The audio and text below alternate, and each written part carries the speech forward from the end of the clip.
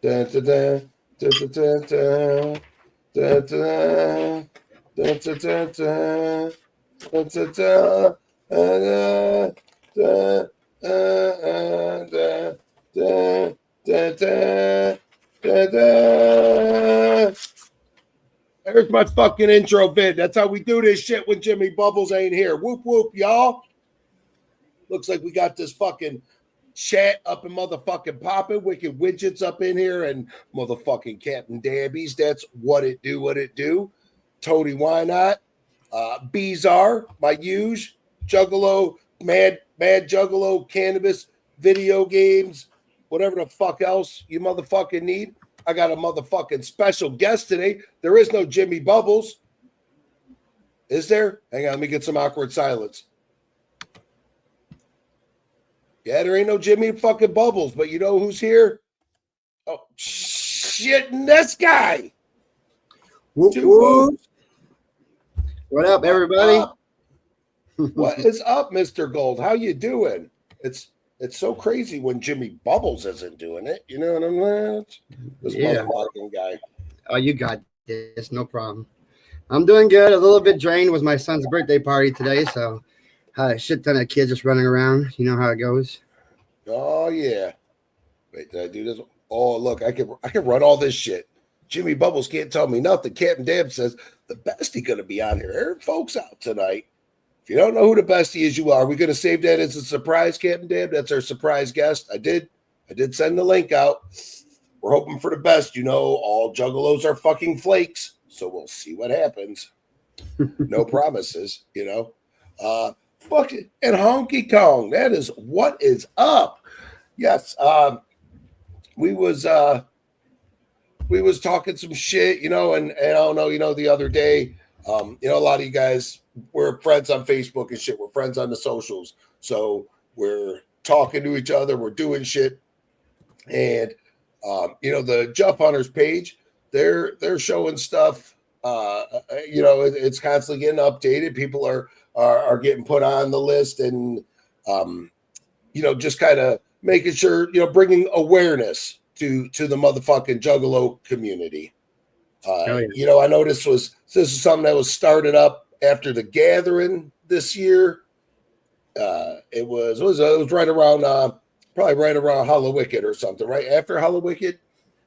Well, when did that Juff Hunters page pop up? Somewhere around there, yeah. Pretty much. From what my understanding, it started pretty much when that Gunner B shit came down there that morning when he came on live admitting all this shit. Right. So, you know, and like I said, and I know there was already a list going. There was a Juggalo safety and shit. I can't remember what it was called, but they had a thing going. There's a bunch of names on the list, bunch of people.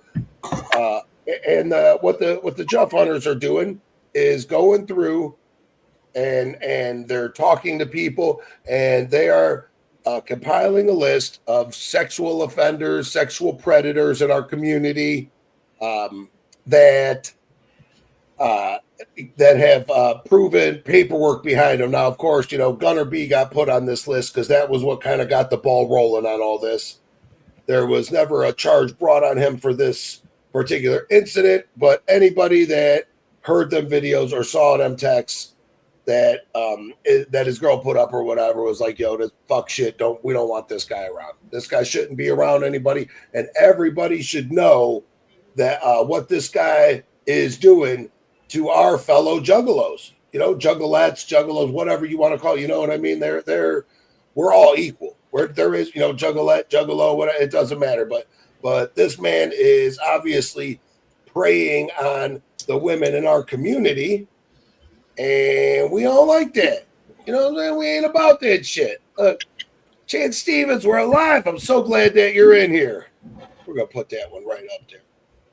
Look at that good-looking guy. I like your eyes tonight, Gold. Just so you know, there's something about you that just...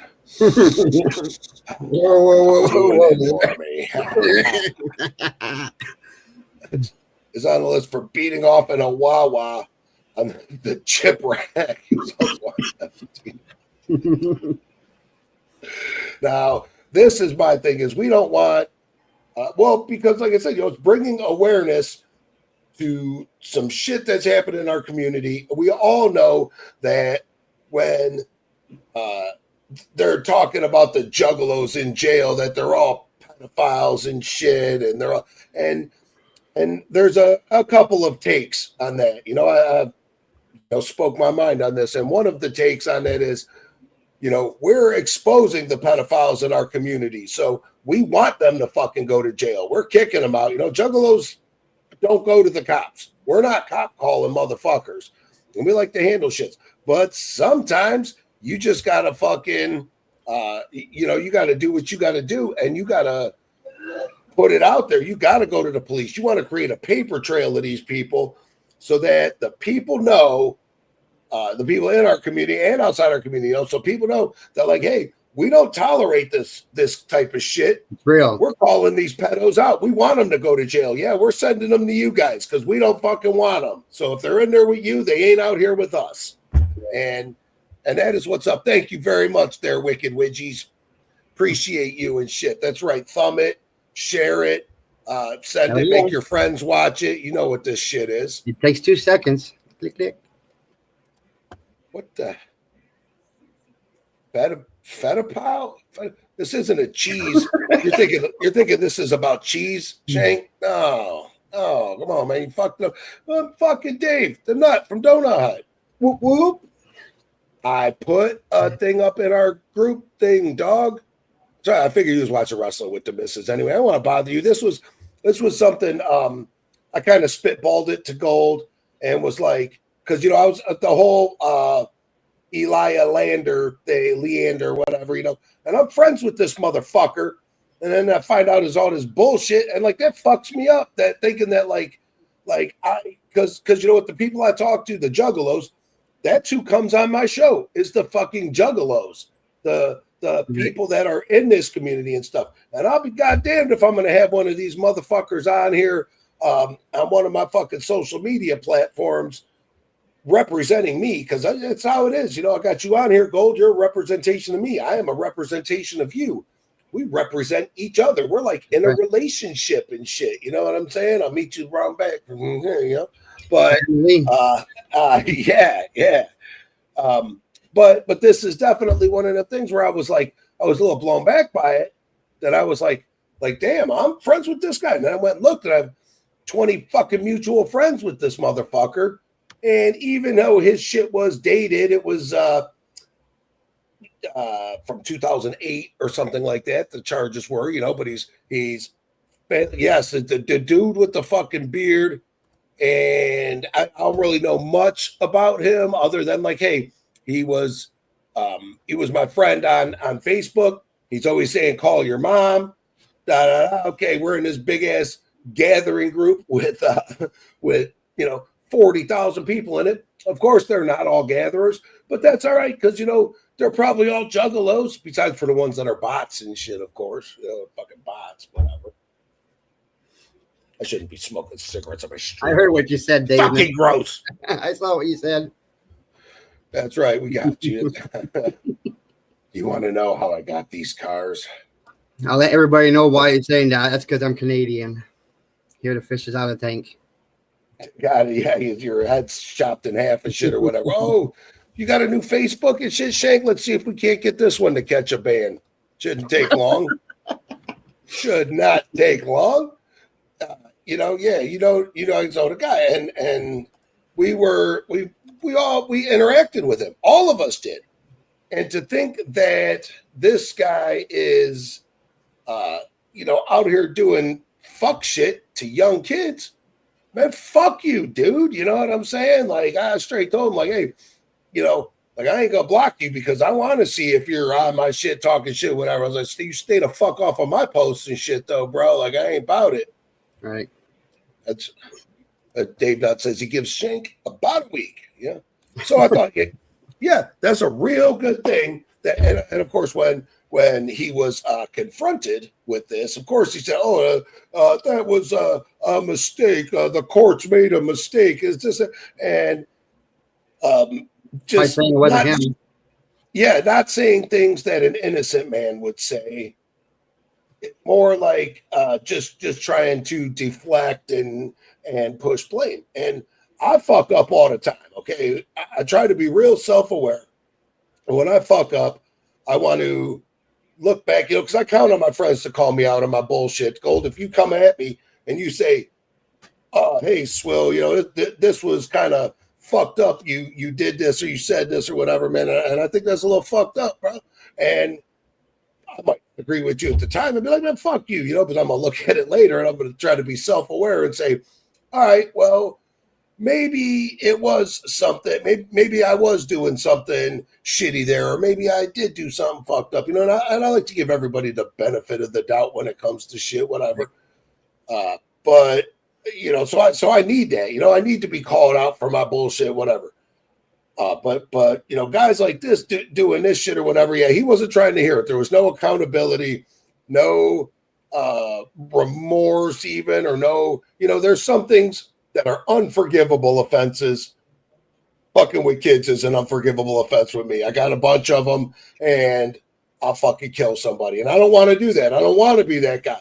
So I would rather not associate with that. And I definitely don't want anybody that has any kind of a history with that. I don't care if it was last week or 10 fucking years ago. I don't want them around me. I don't want to be around nobody like that. You can call me a fucking pedophobe if you want. I don't give a fuck. I'm a fucking pedophobe. Keep them the fuck away from me. I'll fuck them up. It just is what it is. And we need Juff Hunters exposing that, putting that out there so that at least there is a list of names where we could say, hey, we don't want these people around. You should be aware if any of these people are around you or they're in your friend circle, be aware that this is their past and their history, and this is what they are known for, Yeah. Like I said early on, there's a lot of fucking shit going on this year when it comes to that kind of shit. It's going to be a rough year for that kind of shit, but hey, eventually, hopefully, they're going to be cleared out from away from our fucking community, Right. And hey, this be with the pedo shit, pedophobes. We're fuck it. We ain't doing it. We ain't putting it up with it no more. You know what I'm saying? It's about time that this community banded together and said, hey, we need to do something about this because it's getting fucked up. It's getting swept under the rug. And these motherfuckers are they're walking amongst us like they're equals, like they're one of us. And if you do shit like that, you are not a fucking juggalo. I don't give a fuck how many tattoos you got, how many jerseys you own, how many fucking Joker's cards how many. I don't give a fuck. You ain't one of us, motherfucker, and I ain't cool with you saying you are. It is what it is. It's a shame to see so much like beautiful art on their fucking skin when it comes to juggalo shit, and then after you're like, motherfucker, I just want to fucking pull that shit off of you. Yeah, absolutely. Because like I said, people make bad decisions. Shit happens. It's like stop interviewing with these. Stop interview. Hey, here we go. Stop interviewing with these fucks with the YouTube channels, and that's a lot of what shit is though. Is I don't want to bring one of them on my shit, and like I said, they represent me. They, you know what I mean. You represent me. I ain't gonna have no motherfucker on here that got some bullshit on their shit, and then somebody's gonna come at me. It makes you look bad. Yeah, well, and like I bring my friends on here. The juggalos are my friends. Juggalos saved my fucking life. They almost killed me a few times too, but the juggalos saved my fucking life. For real. This is I go back and forth. I've had some good times with the community. I've had some bad times with the community. When it comes down to it, my life is formed around this. I've been jugging for goddamn 30 years almost, and the people that are my friends and the people I call my family are because of the juggalo community. My kids, I got my kids because of the motherfucking juggalo community. A lot of this shit I do, we live this shit. Yeah. I'm trying to keep up on all this. Oh, we fucked it. It's all fucked up though. Kiki, you got the link if you want to hop up in here and start spitting some shit. I'll boot you, Shank. I'll boot you right the fuck out of here. You watch your mouth. You talking fucking.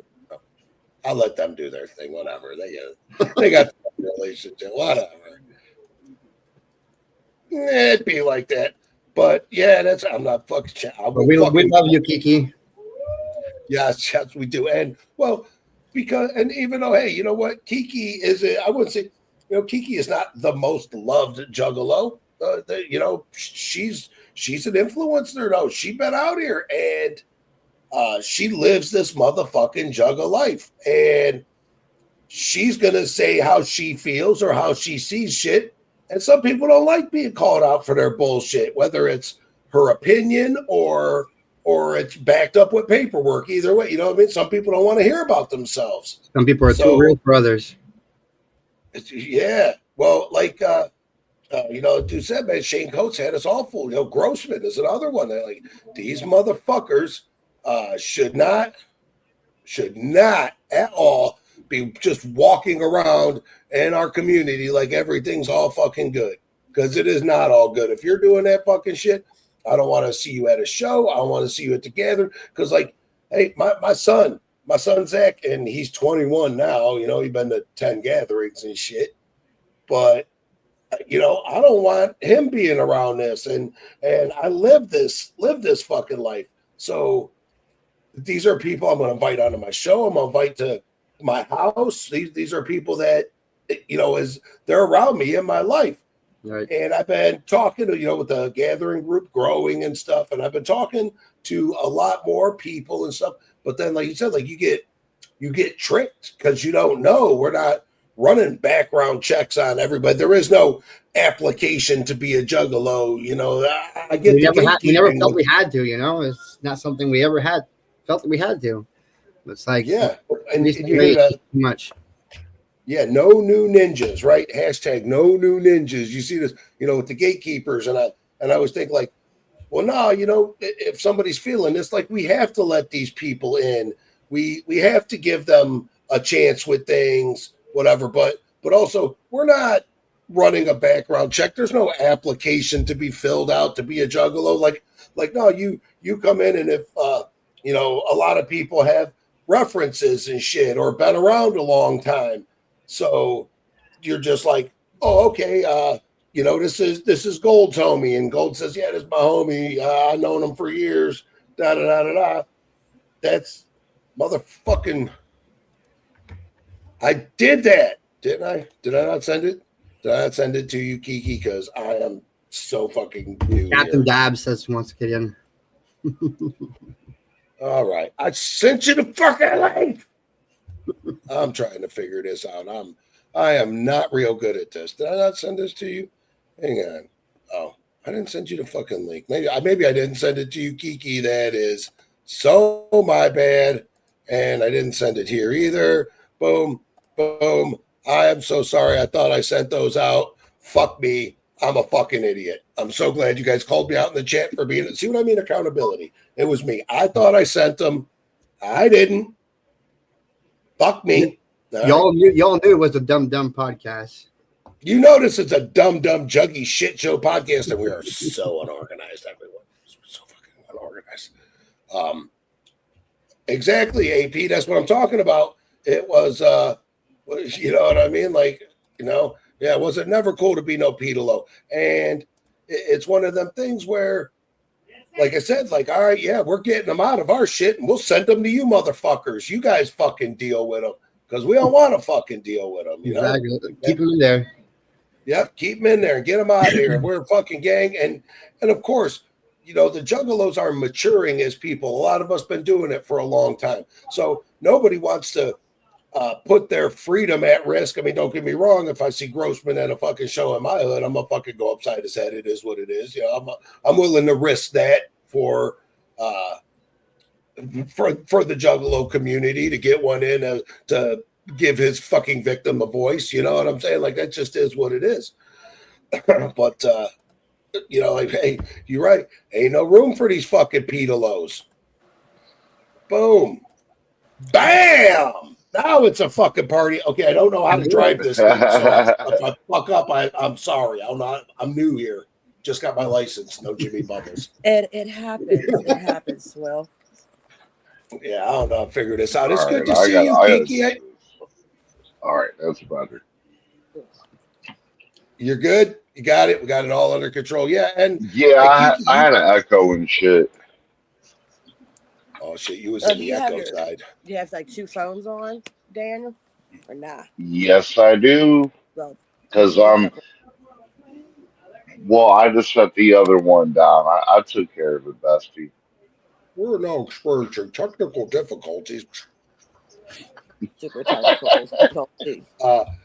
Yeah, but this is the thing is, with all of us, we've all been doing it a long time, and we like to think that we know each other. We have a vibe. We all have the same social standards, the same things level of acceptability for the bullshit. Because of course we're all in a fuckery. We want to stick things in our butt, shoot bottle rockets out our ass, fucking do gross shit. Well, whatever. But when it comes to a motherfucker, In the wheel. yeah, it lives in my kitchen now. That's just how I fucking live today. But Shank, that's a fucking lie. I that's will right. go off on that one. Don't do that to me, dude. Grossman and Azul and Harvard and Free. I say that's another thing I wanted to bring up, right? Because I will definitely say that in no way do the fucking And I know Shank is just talking shit, and he likes to do that to piss people off. But I will sit here and say this: I was one of the close people who was friends with Grossman. So when he did that shit, it disturbed the fuck out of me. I've been friends with Grossman for fucking years. This is what I'm getting at too, right? Is so I shook this motherfucker's hand. Like when he I shook this out there, we all didn't know, dude. We all didn't know. I didn't know. I had no idea. No, I'm like, damn, I just bought hat pins from him. He did them stupid fucking Monopoly hat pins and shit. Like, I just got some fucking pins from this dude and shit. I was just dapping him up at the gathering, and this was the fucking guilty ass hand I was dapping up and shit, motherfucker. Like, you're spitting in all our faces doing shit like that. What the fuck is wrong with you? Like they got to tattoo them on their forehead or something, whenever they get fucking registered, fucking do something that we can all fucking know. It's like nobody wants to talk about the Zooligans. Okay, but I will say that the Zooligans, as far as what I know, that's a subsect of Juggalo. We got our fam kids and our Zooligans. They don't even fuck with him either. And I know this because I'm close with Zooligans. I'm very close with Zooligans. One thing that I can say about Grossman is Grossman was a part of the Northeast Ohio music scene, and he got booted the fuck out real fast. He ain't been around. He's like the moment he got put out there, he disappeared. He talked this shit. Nah, that dude's blackballed from every event up this way. He did right, blackballed. Absolutely. So whatever illusions that people have in their head about, oh, well, there's this that's going on. No, that doesn't happen because you're stuck in your own little world and you think that only this happens and there's nothing in anybody else. I promise you, it's not in other places. I'm just saying. Yeah, there's no way Grossman shows his face at Camp Zool. No fucking way. No fucking way. He's I don't know what kind of delusional. At Camp Zool, they're kicking him out. And they're fucking taking care of the biz. I know that for a fact. Also, I'll fucking stick with that too. And like you said, Shank over there living in his little fucking drunken stupid. Hey, get out the fucking bottle, Shank. Yeah, Shank. Yeah, Shank. New profile Shank? Banned on fucking Facebook. Yeah, we'll get you banned from here, motherfucker. Fuck around.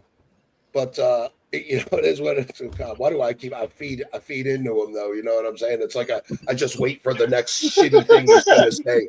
Fuck's wrong with me? I know I'm just fueling them, but it is what it is. Yeah, there's no way any fucking juggalo is condoning that because I had talked with Gold. He's over here. He's over here. He's over here. I don't know where he is, but I talked with him about some things, right? Because I'm like, okay, this JuffHunters list it's growing. Okay, it's a growing list, and there's a lot of fuck shit that people have done, and maybe need to be called out for or needs to be brought to some kind of public attention. Now, is everyone that got in an argument with their girlfriend and caught a DV need to be on this list and called out? Shit, like, no, because that takes away from the integrity of the list. The list has to be supported by factual fucking evidence and eyewitness testimony, and all agreed on by by a group of motherfucking juggalos that have a voice in this shit.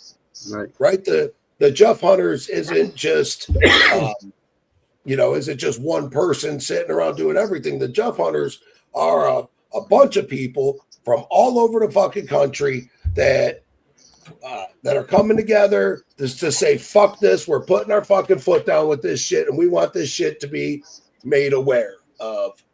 Boom. As and they should. Busted. We need fucking gatekeepers in this fucking community, because I've been doing this since 2012, dog. No new ninjas. Yeah, only nude ninjas. No new I'm ninjas, just expressing mine, because as the youth, or like our kids are growing up within this community, we need gatekeepers. I got 4 kids myself, and let me catch one of these little hoe ass bitches around my kids. Yeah, absolutely. We all feel the same. I mean, yeah, but I'm known for attacking sex offenders. I'm literally known for it. I'm literally known to attack everybody, but that's not the point. I was just gonna say, like, I don't even fuck with this because she's crazy as fuck, but whatever, And, hey, but that's how it is too. Gathering and this shit's on the ground. I may just pick your dog shit up and throw it at you. I've been notorious for it. And you're right though, but none of us should have to risk our freedom or sacrifice our good time and fuck up our gathering because these other fucking pieces of shit, because we feel like their victims need a voice and they ain't getting the fucking bullshit they deserve. They ain't getting the ass kicking they deserve. So now you got to take it on yourself and go out of your comfort zone to fuck your shit up, to do what you got to do to do the right thing, because that's how it is, man. Sometimes you got to be revenge. You don't want to be, sometimes you got to be karma. I don't want to be karma, but if I see Justin Grossman and a fucking 100% agree with that. Karma. Yes, I 100% agree with that, but I mean, if I see somebody else is taking time to be that type of person and warn others, I see that as a greater good. Like, I see that as a sacrifice. So, like, yeah, I'll sacrifice my good time to make sure that other people can be safe, but that's just me, though. Right. Yes, absolutely. And not that. Well, and that's the thing with this the Juff Hunters list is, well, then it becomes public knowledge. So if a guy like that comes in there, somebody doesn't know anything about anything, but they know, like, oh, this guy's on the Juff Hunter list, and you might not necessarily know, but when I hear somebody say that, I'm going to be like, oh, which dude? Who are you talking about? Who, this guy, and you get it to be a public shaming, and they ain't going to want to be there because now you're talking about some fucking angry mob mentality shit. Well, the problem with social media is that everybody fucking gets comfortable on there. Everybody is 10 foot tall on the fucking phone. Everybody always got some shit to say. But then when people blow down on you and let you know what the fuck it is, now all of a sudden everybody else wants for calling you out on fuck shit. But last time I fucking checked, we all knew what the fuck right and wrong was. Right. Absolutely. Yeah. Right. There you go. So, how the fuck you gonna get mad at somebody for calling you out on fuck shit when you supposed to call out fuck shit? Right. But some people don't want to call out fuck shit because they don't want the ridicule. They don't. They don't want accountability. They want to keep their friends. They want to keep their little whole whatever the fuck it is. And the only thing I can really say, and this is just my end, and this is just what I'm seeing, within, I would say, since Legend Valley, since the gathering's been at Legend Valley till now, it has grown into a weird popularity contest where everybody wants to have the biggest friends. They want to insert themselves into all these groups of people, and they want to just have a camp name and be known of the short bus. And it's like, gotta get famous. You don't need to be. This is exactly the shit that me and you talk about literally on a weekly basis. I can sit here and tell you that I have been to over 15 gatherings. If I am counting this correctly, been over like about 15 gatherings. And I can tell you each person that I have met through the gathering every year, how much of a connection I've made with them, because it was one-on-one personal. It was, oh man, it was like pure bonding. Now it's not even the pure bond. It's well, look at me. I'm on this cloud. It's like, nah, dog, get the fuck out of here. I made a joke back in 2019 gathering with fucking Indiana. And I said, I'm going to hold the clout parade in 2020. I dead ass said I was going to hold the clout parade. I was going to have Erica Cross make a big ass float. I remember this. Oh my God, you know Erica Cross? Can we throw tokens? Yeah, I was going to throw out clout tokens, and I had the whole thing already set up. And but then obviously 2020, COVID happened, didn't happen.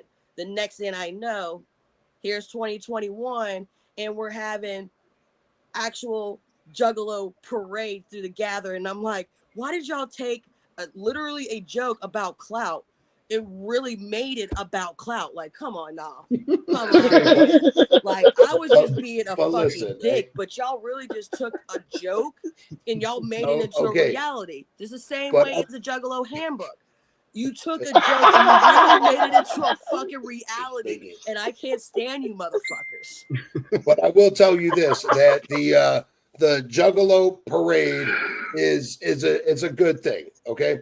Because, and I'll tell you, even like people having the camp names and shit, right? Because at first I thought that was a little cloudy, right? That I'm like, oh, these motherfuckers, oh, I'm with fucking, Camp Fuck Yourself, and oh, we're Camp fucking Hatchet Cuts, and we're with Camp Clout and shit like that, whatever. So I thought that was a little fucky, because I'm like, how, does everybody need a camp name? But then I'll tell you what, I started realizing that when this community isn't that big. Everybody is somebody's homies. It's like Kevin Bacon in the acting shit or whatever. That there's only 6 degrees. Everybody's only 6 people away from somebody else. Everybody is somebody's fucking homie, right?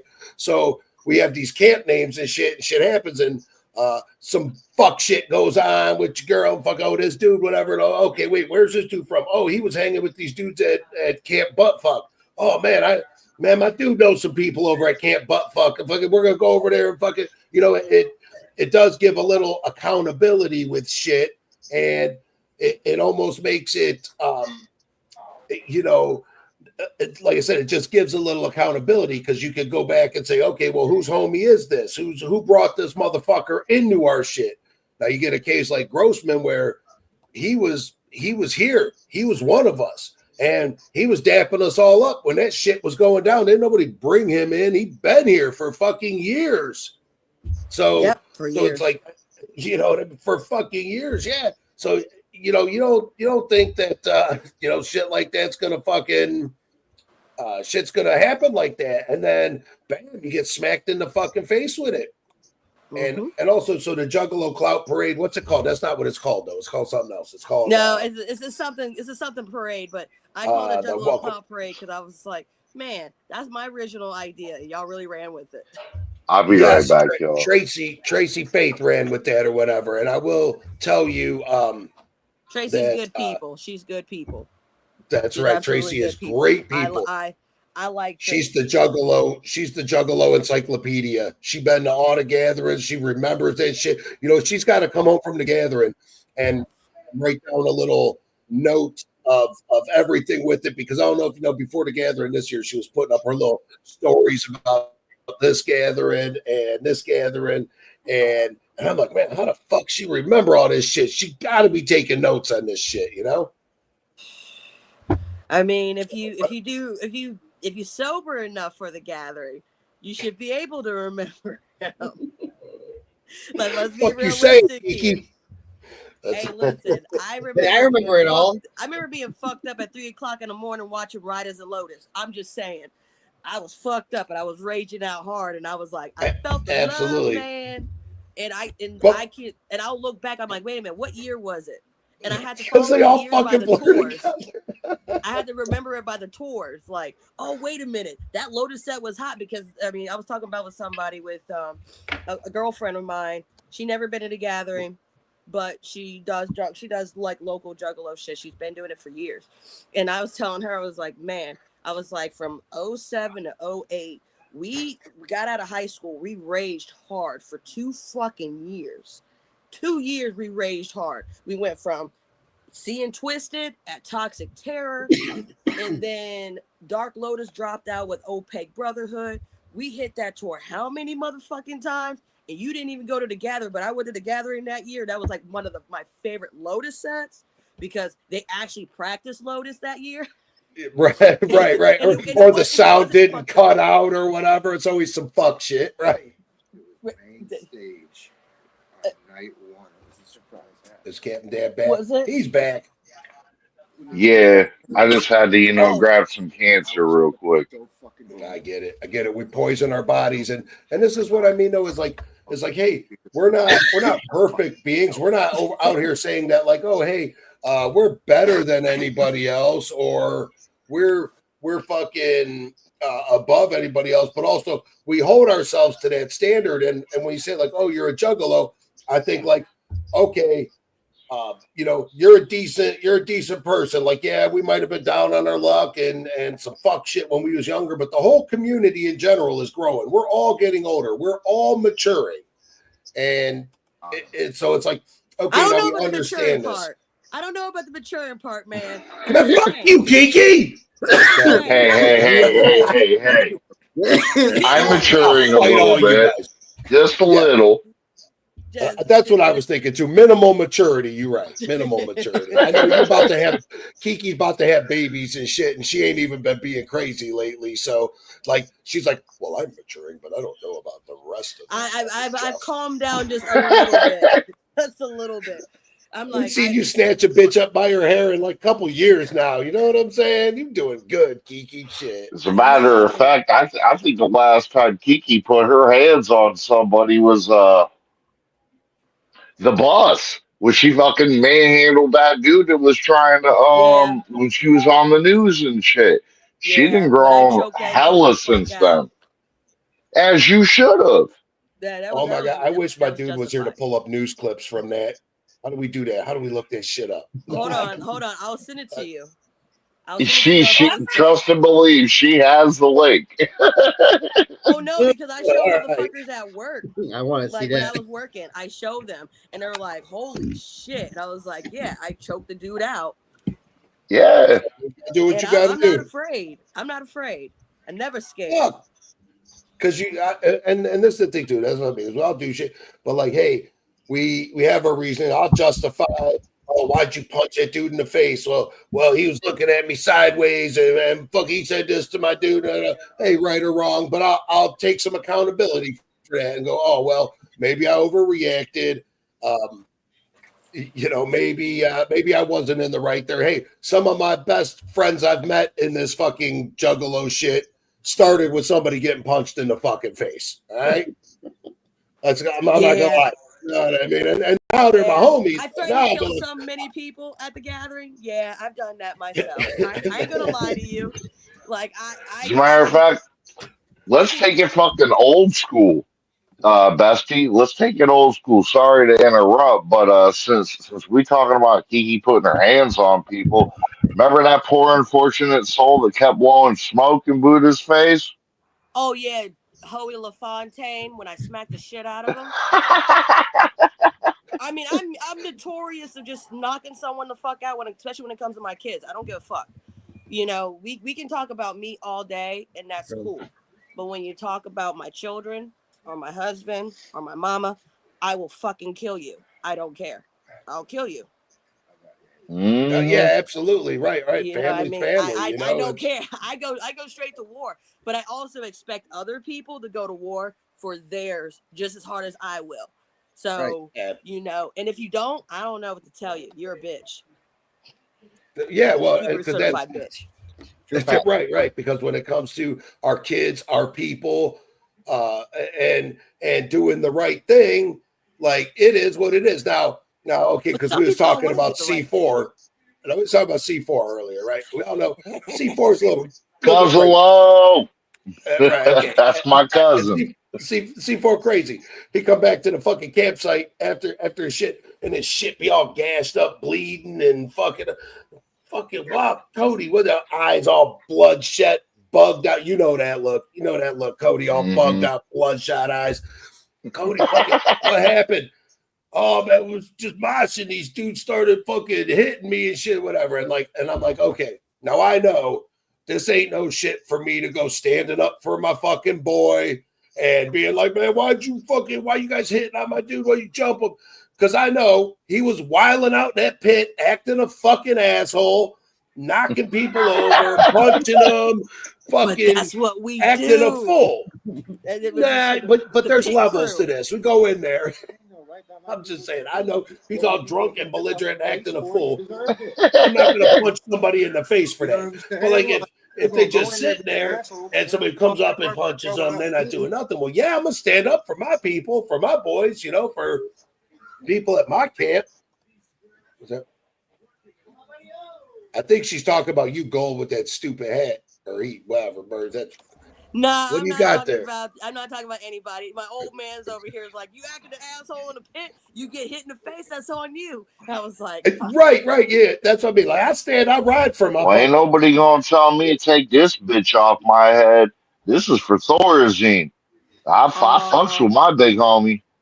Oh, Nathan, I This that OG fucking Thorazine shit in my favorite color. Did you know that Nathan is Buddha's uncle's best friend? I didn't. Now you know. JugCom Connections is so weird. Fucking family web around this motherfucker. My daughter fucking absolutely adores fucking Thorazine. Adores him. Motherfucker's crazy. I sent you that. Shout outs to Thorazine too. I sent you that link, Swill, of me on the news, but I'm trying to find a video of me choking the guy out on World Star. Now Swill has to figure out how to play it. You already know that's the real challenge. Real fucking challenge. I am technologically. He's drawing a plan back there. He's like, maybe I should try this. We can try Nate Buddha. Did I get that right? Best friends? Yes. Okay. Boom. All right. I just like to keep track of the conversation as I go because I'm a little bit slow and I sometimes need to look back and go, oh, yeah, that's right. You know what I mean? Did you get your AARP card in the mail, Swill? No, but I am eligible for 55-cent coffee from McDonald's next year, so fucking looking forward to that. All right. You need your AARP card too. The fuck? I'm not telling the old man he needs his AARP card as well. I'm gonna get my gay with a fucking toddler. RP card. Okay, hang on. Let me see if I can figure this.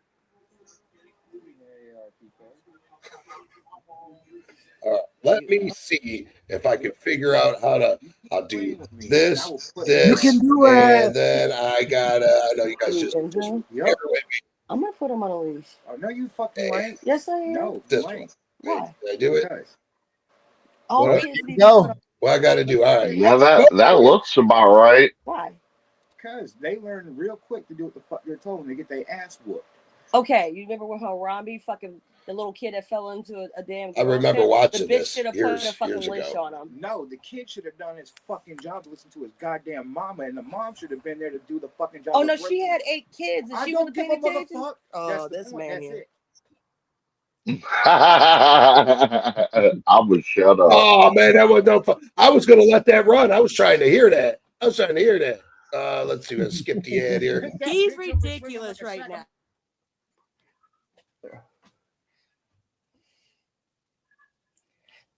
Volume. And we need more volume. Yeah, we don't hear shit. That's what I got. You might be able. Nobody's hearing that. No, they ain't showing that one. I ain't good enough at lip sync. Yeah, nobody was hearing that because I can hear the thing, but you guys can't hear it. That's what you're telling me. You're not getting no volume. When the passenger got on the bus, she was a real ass rider. I live that shit. He's a That's the dude motherfucker. I choked out. That's the dude I choked out. No, got him. Look at young Kiki. Oh, he's. Look Yeah, at that. I was like, Kiki on that motherfucking I was like 28 she's in that like, video. motherfuckers, I don't have time for this shit. I have to go to work. I'm not on his bullshit. I got bills to pay. So I put my hands on it. She's like, as I should have. And I got smoke for anybody else. Literally, There we go. Hell yeah. Dude, I just got that's the fucked up part is I literally just got off of work and those motherfuckers bum rushed me. I was like, damn, a bitch can't even fix her face up or anything. Nah, it's just they're like right there with the mic and shit. You know, yeah. Well, hey, but you know what? This the thing, Kiki. Come on, and as you know, and I'll fucking, you know, R.I.P. fucking Cannibal, man, because the motherfucking real heroes don't wear capes, and you don't always have time to go get in your motherfucking tighty whities in a phone booth to switch into and turn into your fucking Batman suit. You just got to be, you know, it is what I represent that statement, Swill. I represent that statement. I know you probably wear your underwear on the outside of your pants and shit, right? What color underwear you got on right now, there, Captain Dab? Bold of you to assume that I'm wearing underwear at all. God damn, you know you ain't wrong. You're right. That's my B. Because I know I got my red ones on. It contrasts my orange shirt real good, though. You know. But yeah, hang on a second. We'll give Shank just a little bit of props until he says something stupid again. But he said, I got some navy blue Tommy Hilfigers on. Oh, are we bringing that up? Right. Shank is right. Yeah, Shank is. Hey, do you know what? That's probably like one of the very few times those words will ever be put together in that order. Most likely. It's never been, those words have never been spoken in that order in the English fucking language ever. But well, and you know, and this is the thing is because of course we want victims to have a voice, especially in our community, because Kiki, if you tell me some fucking fuck shit went down, I'm gonna have to say that like all right, you know, Kiki ain't gonna lie to me, so she must really believe that this is what have whatever, you know, but then that's you believing, you know, somebody telling you that or whatever. So now it's going down the line as known, and that's why paperwork is the best way to go with things. But sometimes because we was just talking about this shit with the Gunner B shit, that there ain't no paperwork on that shit. But we all knew what happened with the fucking text. I don't know if you was privy to any of that info, Kiki, but so I just found that fight video and I'm sending it to you. All right, I hope we get some sound out of it. Me choking the guy out. Got that other video. Yay! Sorry, I'm so excited. We can see. I can bring all this up for you and shit here, you know. That was one of my favorite moments. Not gonna lie. We're not gonna. That's probably the same face you make, Kiki, as soon as you pull a cake out the oven, ain't it? Yeah. Boom. Absolutely. Absolutely. That's right. And I do. I get excited. And let me see. This is the most inaccurate thing I've ever heard, or whatever. Shank, what are you whispering that into a bottle and hearing the echo come back at you? That's not how this works. But this is what it is, though. It's like, you know, having the solid proof. Of course, we want the victims to have a voice. And if I tell you some shit happened to me, best believe that, like, I'm not telling you no bullshit. If I'm telling you something happened to me, it's because something happened to me. Well, whatever. I'm not lying about. So yeah, we want to believe all these things, but to compile a list of things and like I was talking with Gold about this too or whatever about like DVs and assaults and shit like that. Like those are redeemable crimes. Which okay, there's some redemption for that. Those are forgivable. You can learn over time. You know, if you got some acceptance, you admit that you was fucking wrong. You admit that you know, you should have handled the situation. You know, we grow. We all grow. We grow spiritually. We grow fucking, you know, maturity. We grow emotionally and shit. So when you can say like, oh yeah, that was fucked up. I shouldn't have fucking done that shit. I should have handled it differently. Next time a situation like that arises again, I'm going to handle it differently. And I don't It's know, called man. I want accountability. to say that's a fine line between that because I know some people, and I ain't going to say their names for the sake of peace. Okay, right. You Because you're know, trying not I'm trying to being trigger peaceful Shank. today, but I do know some people that literally they put their hands on each other, and what I've done is I distance myself from both parties, and I just be like, they put their For hands your on each peak. other, and then they go back and they go back fucking and they're happy, but then they turn around and do the same shit over again. And do it again. Myself Yes. personally, I just can't waste my energy to play cap to save a hoe when you keep going back to the same situation, regardless if it's right, wrong, whatever. I just eliminate myself. Like I'm Yeah, staying you got out to of it. remove yourself from that bullshit. You ain't Yeah, wrong. Got to just you know, remove and yourself. I can't be biased at all. And that's why I feel like in this scene itself that a lot of people are just biased on shit. That okay, somebody that they don't like is doing the shit that they don't like, but they got homies over here who be doing the same shit and just don't say nothing about it. And I'm like, what's the difference between your homie doing the same thing that the other boy was doing? If your homie can get away with it and you be cool with it, then you need to be okay with the motherfucker that you don't like doing the same shit. Like you gotta be like non-biased, and that's the fucking truth. It's hard, and it's hard to do that, and hard to say. You know, like you say, you know, it comes with accountability and shit, and what's a level of acceptable, and then they're doing this to each other. So how are you know? It happens once, and you take your homegirl's side, and you know this was the thing is that like you know my mom fucking hated my girlfriends and shit growing up because you know some fuck shit would happen, and I'd be like, oh ma, you know this bitch fucking da da da da da. So okay, mommy loves me, you know what I mean? She's like, I got you, son. All right, then I go right back to this bitch, and she's like, well, what the fuck? And I'm like, but mom, but I love her. But okay, but my mom doesn't have the love for her that I have.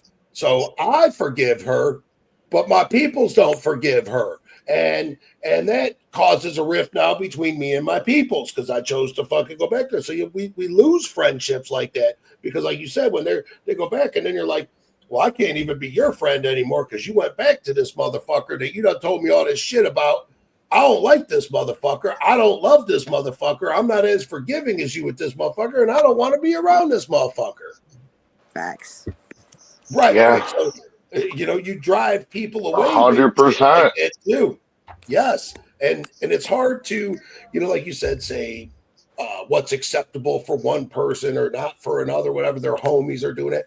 And also, but I feel like a lot of this shit is going down and people don't know.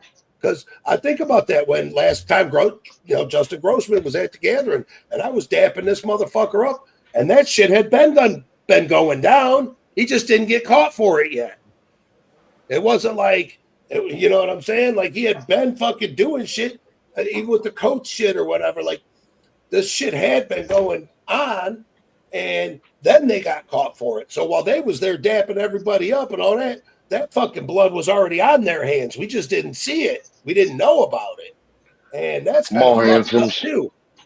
So the thing is with Grossman, from what I've understood, and I pulled up the actual court documents of it, the situation happened in September of 2019. And the way that COVID worked, COVID made everything fucking slow for everybody. and nothing was being done. So if COVID never happened, a lot of stuff would have been expedited way more than, what it is us now just finding out on situations, if that makes any sense.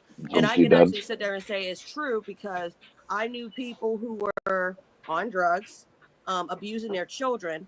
I called CPS multiple times, and CPS wasn't doing shit because they're like, well, it's COVID and it's killing everybody out here, and they weren't touching shit. Or the fact like that they this fuck shit is going on, or they were letting everybody that Yeah. was doing fences, like some fucked up offenses, they were allowing them out of jail because of that whole shit. I remember that too. So, like I said, if COVID didn't happen, we would have known about Grossman in 2020, not in 2022, 2023. You know what I mean? And then given that whole big ass time space for, his crime that happened years ago to finally catch up with him, which I think is fucked up, but that was our justice system during that time frame. Dapping this guy up when this shit's going down. That's what I'm saying. We're dapping him up when this is going down, and the blood was on his hands, and I am not okay with that.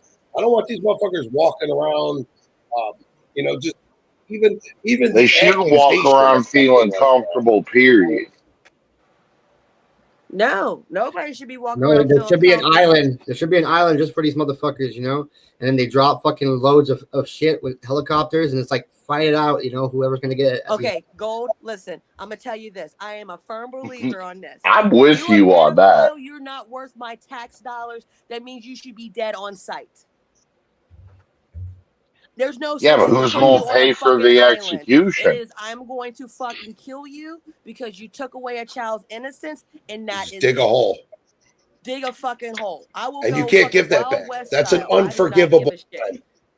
Nobody is worth my tax dollars. I don't give a fuck what anybody says. Remember, dead pedophiles don't reoffend. Yeah, that's right. And as a matter of fact, I think Shank should just go kill him.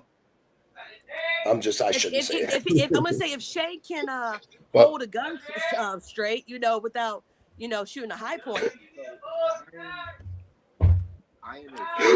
He aims like a stormtrooper, but that's only because he's been drinking. But we shouldn't have to risk.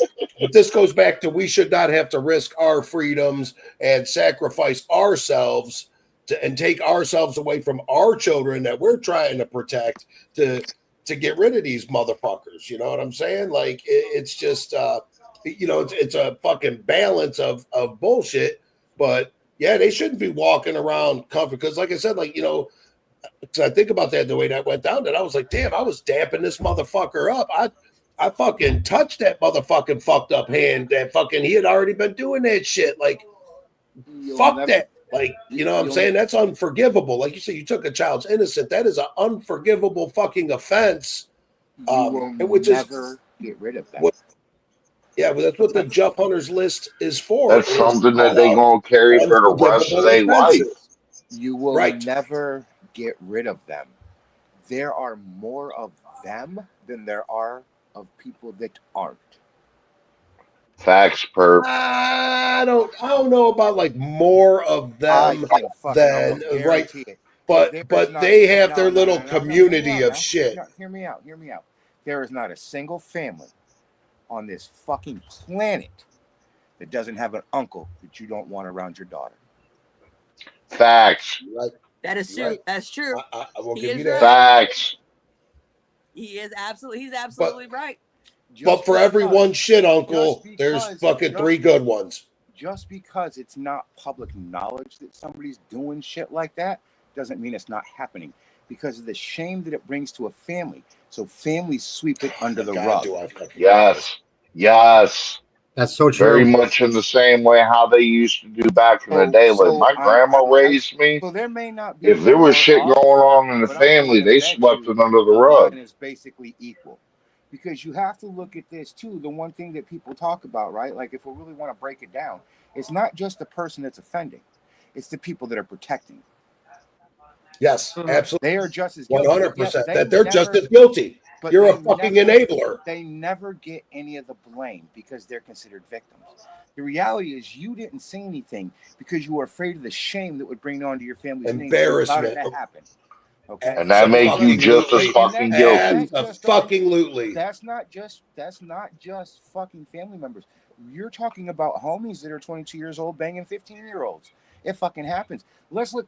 You know, I'm almost 50. So in my era of rap in the 90s, which is hands down my favorite, listen to the fucking lyrics, dude. All of them dope boys that transitioned to rap were in their mid-20s were fucking 14 and 15-year-olds and talking about it on wax because that's the norm in low-income neighborhoods. Okay, and I will say this though too, right? Because there's levels to this shit, right? So if a 18-year-old is fucking a 15-year-old, and you know it's all got to do with age of consent shit, right? So it comes down to a lot of consensual shit, right? They're agreeing to this now. The law says that they are not mature enough to make the decision of you know, you got to be 18 for, you know, for shit or whatever, right? So you're 14, but you're post pubescent whatever, you know. I forget, they have technical terms for it. They break it down into 3 types of pedophile. There's it's a ephebophile, I believe is what they call it. We could probably look it up. Who's good at that? Are you good at that? Yeah, I'll have my Jimmy Bubbles. It's Eva. It's that word because when Rachel Paul was saying her shit and I had to correct people and people got mad at me for breaking it down, and I'm like, well, I want to give you the correct terminology because I'm tired of coming around here acting all unintelligent. And it's like, you're a little bit smarter than that, but let me educate you so that you can understand. Don't be in your feelings, but there is this. Because it is right, because when I hear pedophile, I think kid toucher. I think 5-year-old. You know what I'm saying? I think kid, young kid that isn't able to say, yeah, let's do this. Whatever, you know. So 18 and 14, 18, 15, whatever, you know. It's creepy, but it's not like a you know, I don't know how to say, like, because I'm not defending this by any means at all. Okay, so I don't want to come off like I am defending any of this shit at all. I'm just saying, as far as okay, like the shit with Vinny that's been coming out or whatever, you know, it's creepy. I don't agree with it. I wouldn't do that, but it's whatever's what, you know what I'm saying? Like, it's consensual. In the state of Ohio, the age of consent is 16 and shit, whatever. So it's creepy age as of fuck. consent in Kentucky is 14. But there you go. You know what I'm saying? Which is fucked up. You know what I mean? Bunch of cousin fuckers and shit. So it's like all right, well, whatever. But if you're fucking with, so, you know, a post-pubescent, you know, pre-pubescent, and then adolescent, right? So, like, if you're fucking with them adolescents, or you're fucking with the kids at all, like, fuck you. That's fucking unforgivable. It's one thing if a girl's 15 trying to act like she's fucking 19 and what, you know what I mean? And that's, like I said, that's creepy. That's fucked up. I don't agree with it. But also, it's like, okay, these are still 2 human beings. You know, our American law says that this is what it is, but it's still consensual. You know, it's not rapey. It's not violating someone. You know what I'm saying? That's all I'm getting at there. Right. And I think too, as we are older in a different generation, what we should do is we should be more petitioning the age of consent so that more stuff can be, you know, more drilled on, because some of the shit is not right. Like, I'm telling you 14 in Kentucky, you're saying 16 in Ohio. So when you go to different states and you get different laws, you get differently handled. Like, it's fucked up. Well, but it's 18 in the country. But that's how our country ran. Our states have more power than our actual government. So and right, you know, right, it's fucked up. And like I said, some of it, like, oh, that's creepy. But when you talk about, because also it's like, if it doesn't matter, you know what I mean? If, you know, rapey is rapey. Violating someone against their will is violating them against their will, whether they're 5 years old or they're fucking 25 years old or whatever. It's fucked up, right? So that's what I mean. It's like, okay, that's creepy, but as long as it's like not against their will and it is what it is, people make bad decisions, do shit. Like I said, I am not defending any of this shit fucking at all with shit. But like you said, it varies from state to state. So I'd sit here in Ohio and I say, oh, well, she was 16 and she was 14. Oh, that's fucked up. That's super fucked up. Oh, well, in Kentucky, they say that's cool. So you're from Kentucky. So you're like, well, I don't see what the problem with that is.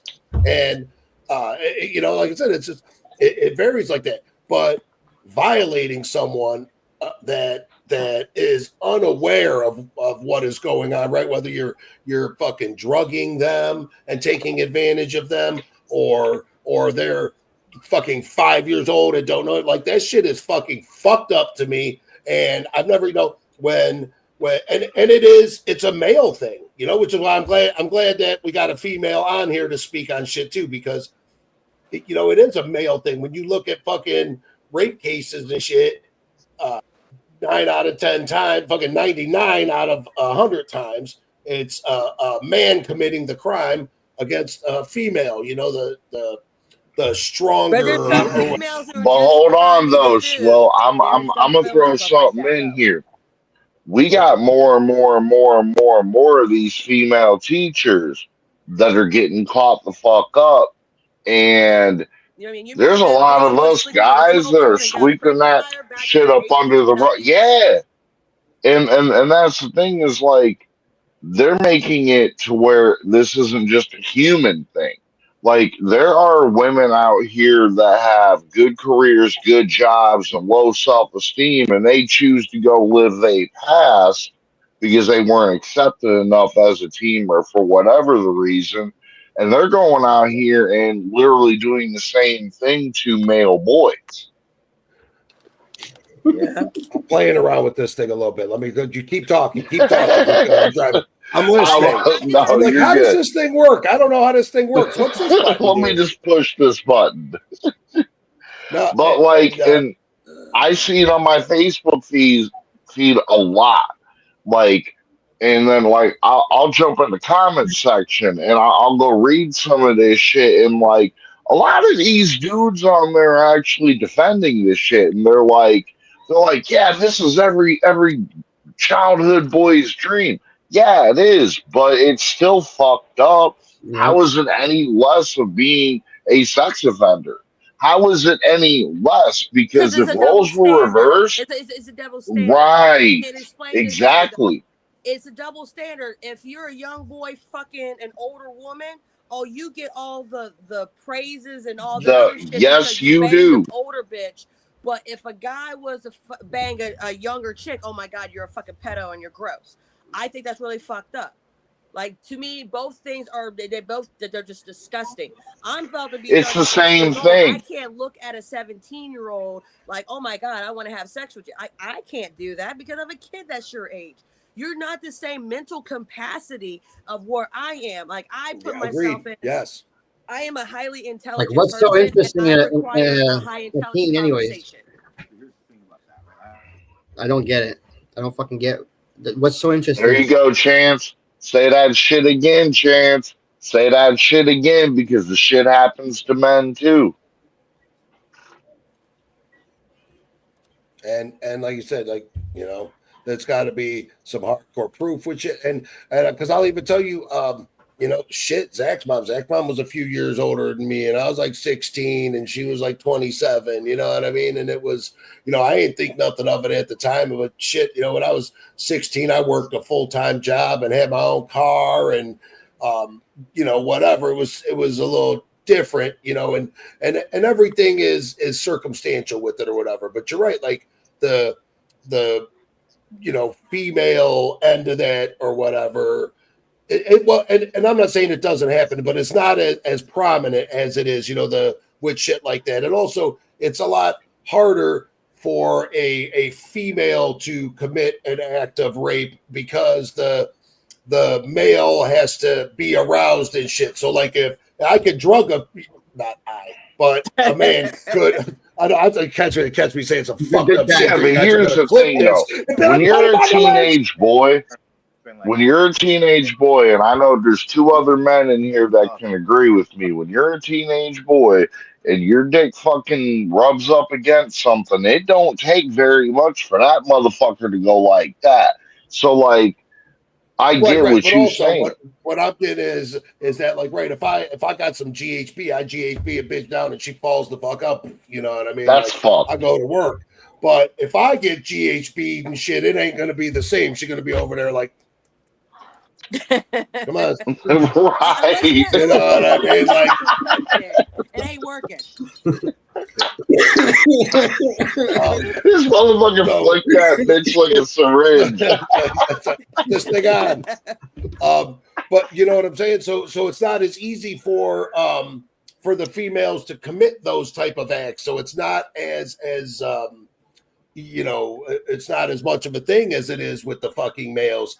And you know, like I said, and as a man, that, you know, I've always been like, hey, you know, when it's no, and I'm not forcing myself on there, and I'm not doing that. I am totally against that shit.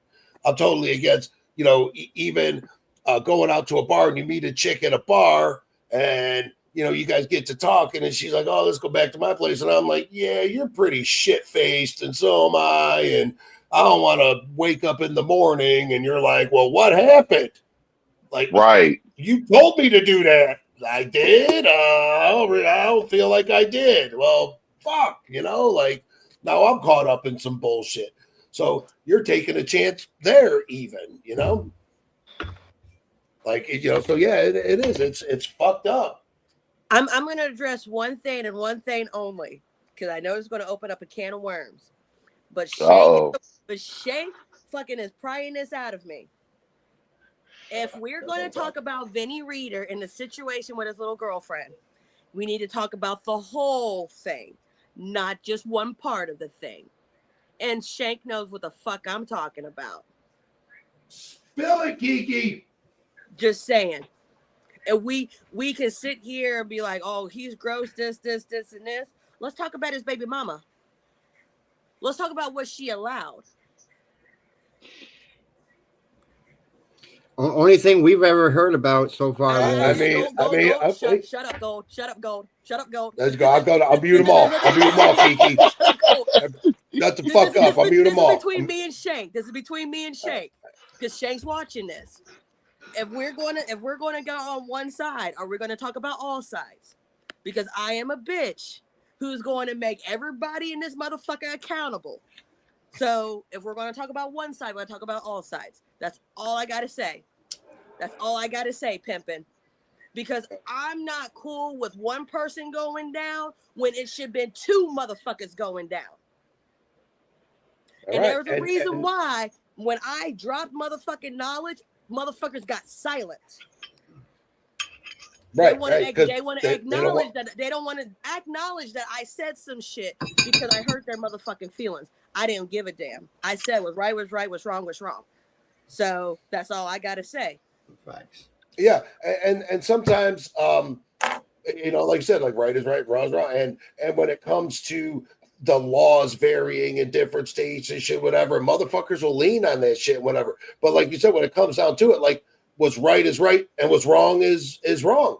And we need people, and that's what I love the Juff Hunter thing for putting it out there and saying like, you know, these people are fucking offenders and our shit, and like there's some names we definitely know should be on that motherfucker. You know what I mean? Like you said, like the Coateses and the fucking Grossmans. I keep coming back to them because like I knew those guys. You know, they weren't my besties, but I knew them from gatherings and shit. And I mean, you know Toad too. I remember. Yeah, and I know Toad too. Okay, but all right, let's talk about this or whatever, right? Because all right, let's talk about now. Let's talk about it. Let's talk about somebody else. But we can talk about it. I'm here. I'm ready. Well, yeah. Because if we're saying some things, and I'll take it back that Jello Nate, you know, he's a Juff Hunter. He's in the comments, and he says, you know, to add somebody to that list, we need paperwork. Well, we don't have no paperwork on Toad. Yeah, we don't have paperwork on Toad because Toad's victim ain't here to speak for herself. I Okay, so I can agree. I lived that. I was there. I didn't go to New Orleans, but I Right, was in the community when that was happening. But yeah, and the thing is this, and it's nothing against like. So I'm gonna sound like an asshole when I say this. If you haven't been in a community heavily active until like COVID, I feel like you don't get to have a say into some shit because you wasn't there to experience. You weren't there to acknowledge or to know what happened. Because I know for a fact that I was there around that time frame when that shit happened to Rihanna, and to tell you what, it was a fucked up time. It was so fun, and it was such a fucked up time because not only that, myself and my experience with Toad is not the same as everybody else's experience with Toad. And the only reason why I say that is because I was dealing with him on a different level without me like incriminating myself, but I was dealing with him on a different level, which I know what the motherfucker looks like with and without the face paint. So I dealt with him on that. I had him as a friend on Facebook just because of I've hanged out with him from the mini gatherings. I had Rihanna on my Facebook because I known her from, what was it? Not Haters Cove, fucking LNC. And watching this shit go down. And the LNC peoples are good peoples. Good peoples. Everything. You got the motherfuckers that was hanging out with Toad. You got them saying something. You got the motherfuckers from LNC. They saying something. Watching all of that shit go down in real time. Not only watching it go down in real time, also watching the multiple people that harassed Rihanna to the point that the girl killed herself. It was really, really fucked up. So people that didn't know shit about shit. Exactly. That weren't there. Unless you was experiencing it and you was watching that shit in real time, I don't feel that half y'all motherfuckers been able to even put an opinion or a fact or whatever to this shit because you didn't watch this shit go down. You did not watch that whole thing tear everybody the fuck apart. Because it was absolutely because outside perspective, and look, you were down there. You were in New Orleans for J Day and shit. I didn't go down there for J Day, but I remember people looking for their homegirl, and I didn't really know too many of them LNC folks, but I know them now, and I know that they're good people. They're a good, solid family of fucking people, and they look out for each other, you know. And they've been through some bullshit, so I know the girl was looking for her sister, and I know that they nobody knew where she was, and then I know she came back home and everybody was asking questions and nobody was talking about it. And, it was definitely some fucked up shit happened. All right. Like that's without a doubt. Right. Cause we know that. So there's no paperwork on that, but also I will tell you this too. And there's a community of witness. This is a fucked up thing. If you commit a crime in one state, and then you go back home to your home state to report that crime, they will tell you that you have to go back to that home state and you have to file out that where the crime occurred. Where the crime occurred. And you have to, and the person that you are accusing of, they have to be in that same state. Or if you can't get them in the same state, then that's where the paper trail stops. And I know that one for a fact. Same thing from county to county too. Yes. That is 100%. That's why a lot of things of like child abuse that goes on, if it's paper trailed in one state, it's not paper trailed in another because they have two different systems. Goes back to the whole situation I was saying before, where the states have more control over everything and their levels of what they have that's going on. It's really, really fucked. It's fucked. So it's fucked up. Everybody know that. So if they go commit a crime in another state and they want to run away quickly so they don't get caught, and even if there is a supposed paper trail that's there, it doesn't hold up long. It doesn't last because you got away too fucking quick. And a crime like that, something like that happening, it's hard to prove in a court of law when you got a bunch of smart motherfuckers arguing against it, right? But in our community, we all knew something happened. Like I said, I didn't know those people. I know them now, but I didn't know them personally at the time. And just looking back on an outside fucking perspective, that I'm like, I knew something happened. Something fucked up happened there. I couldn't say exactly what it was, and I couldn't speak for her character as far as, if a dude was fucking waving out a fucking bag and was like, yo, you want to come fucking party? And was she like, well, hell yeah, I could party? Well, yeah, I'm sure she was. But where was the point where she was like, all right, I gotta bounce, I gotta go, or because like I said, I wasn't there, I wasn't in that room, I wasn't even in that city to say whatever, but I know that the way these people speak of her and her level of responsibility, that like, if your people are fucking leaving to go home for a fucking 15-hour drive home, you just went to this Juggalo event, you're gonna, or you're supposed to catch a bus or a plane or whatever to get back home. You got kids and shit. You're gonna make sure you do what you got to do. I don't care how fucked up I am. I'm gonna fucking be there to fucking take the kids to school the next morning. You know what I'm saying? It just is what it is with shit. So obviously, like, something happened there, and like I said, she's not here to give us the details on it and to do whatever with it. So, as a community, because that was when a lot of what was the name of that first list? Because I remember there was a page started up because of that shit. That's when all that shit started up with the Juggalo safety fucking, what the fuck was it called? It was called something. I don't know. I just control the Juggalo SCD chart. With a big smile. But that's the thing is, and this is where people started saying like no, yeah, we gotta put our foot down with this shit, and we don't want this motherfucker around no more. And Toad ain't been around until recently. I did hear he was at Fright Fest this year, but who knows? Toad's been around for a while. Toad's been around for a while. That's it. That's the only thing I can really say. He's been around for a while. He changes his ways. He hasn't changes his. He hasn't gathered. He hasn't gone to the gathering, but you have to know him to know where you can spot him. That's just it. That's all I can really say on that one.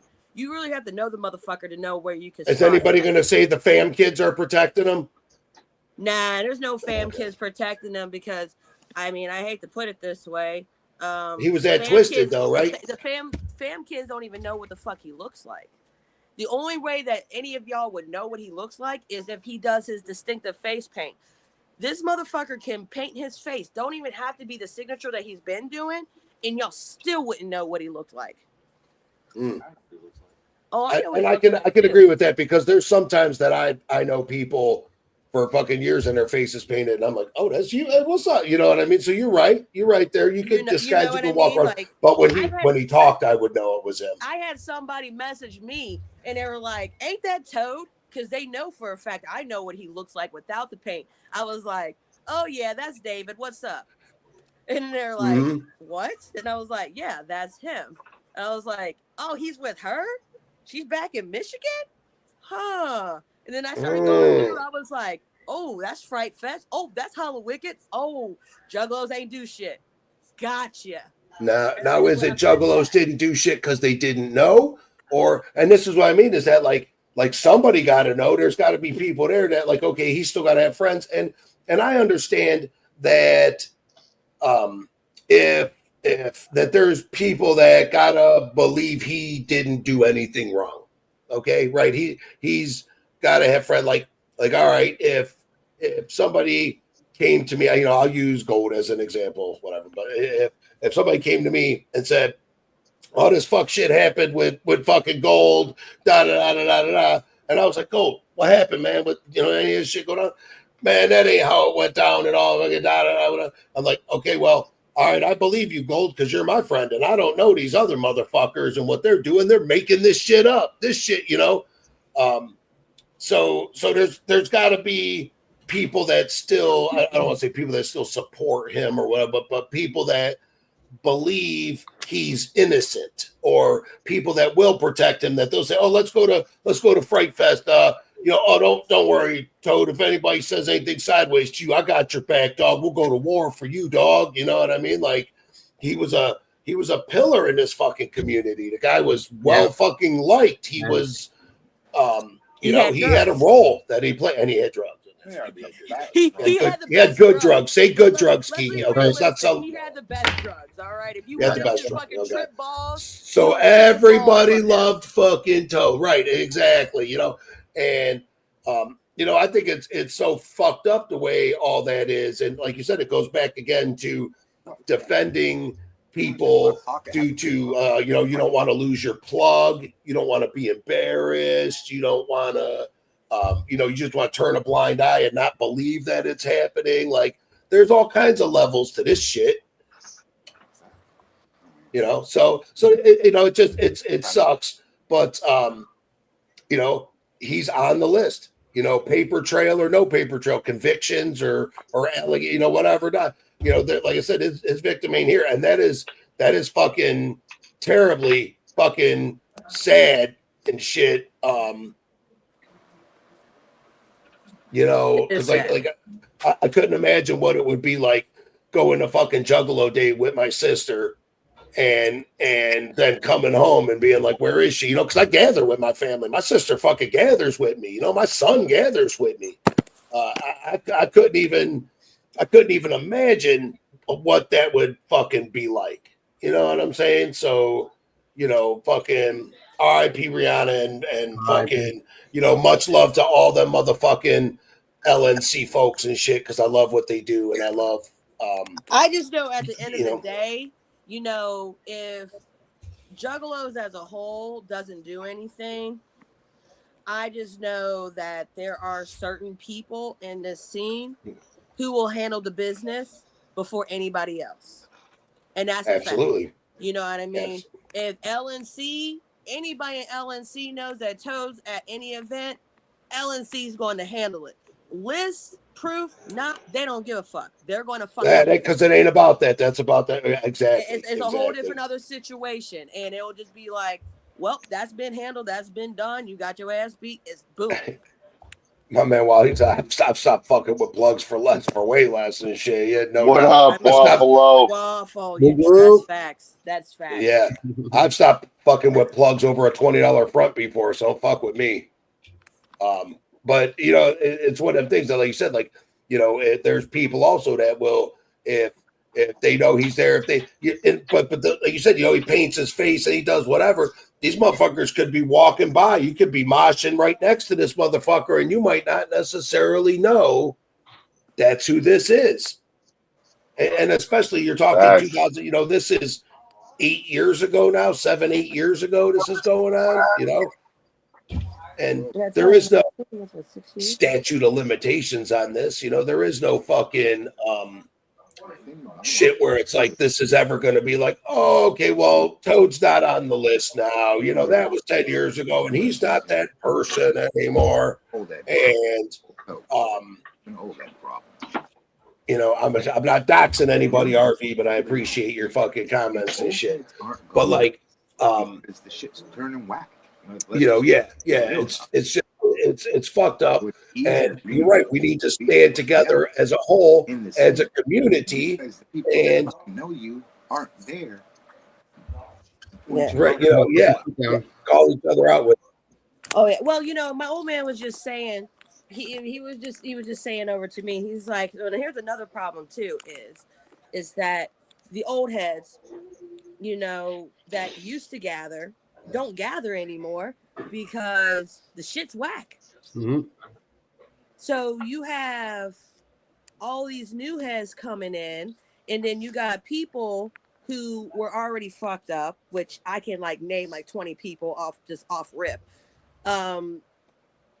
With already fucked up with old heads, and old heads are like, nah, we don't fuck with them. They put themselves back into the scene, reinvent themselves, and they just start off a whole other thing. And that's all these chapter 17, all these chappy kids never heard of them. They don't know them. They don't know the bullshit. Yeah, he just passes right by. And there's been a lot of division in our community over the years. A lot of the circles of people that I fuck with, it's always, oh well, this dude like you just said, fucking they fought and fucking da. So now half the people side with this person, half the people side with them. So we don't fuck with these people no more because of this shit, and it's like you said, that gets diluted so many times that you're able to fucking put on some face paint and come back as fucking whoever. So you come back as Bundy and nobody fucking knows who the fuck you are. Yeah. And then, eventually, Did I do it? Because they're But old eventually, around, and guess what? Their shitty ways is right there. Right. You can't change a leopard would never change its spots. It will never disappear anything. Once it's out there, it's out there. Like people who are pretty much a piece of shit, they do things again to get themselves caught up, and it's a reminder. Precisely. Right. And it's, like I said, it's one of them things that like, okay, there's a lot of new people coming around and okay, this, this person hasn't fucking, they don't go to Astro. He would go to Astro RV Ninja. That's absolutely. I told you the fab kids were protecting him. Nah, I don't. Astro is a different atmosphere. It's not the same. It's not the same. Well, yeah, people want to think that it is, but it's not. It's not like JugCom, what is all just strictly Juggalo. Astro is a mixture of a little bit of Juggalo with a bunch of mainstream. So it's easier to hide. It's easier to hide.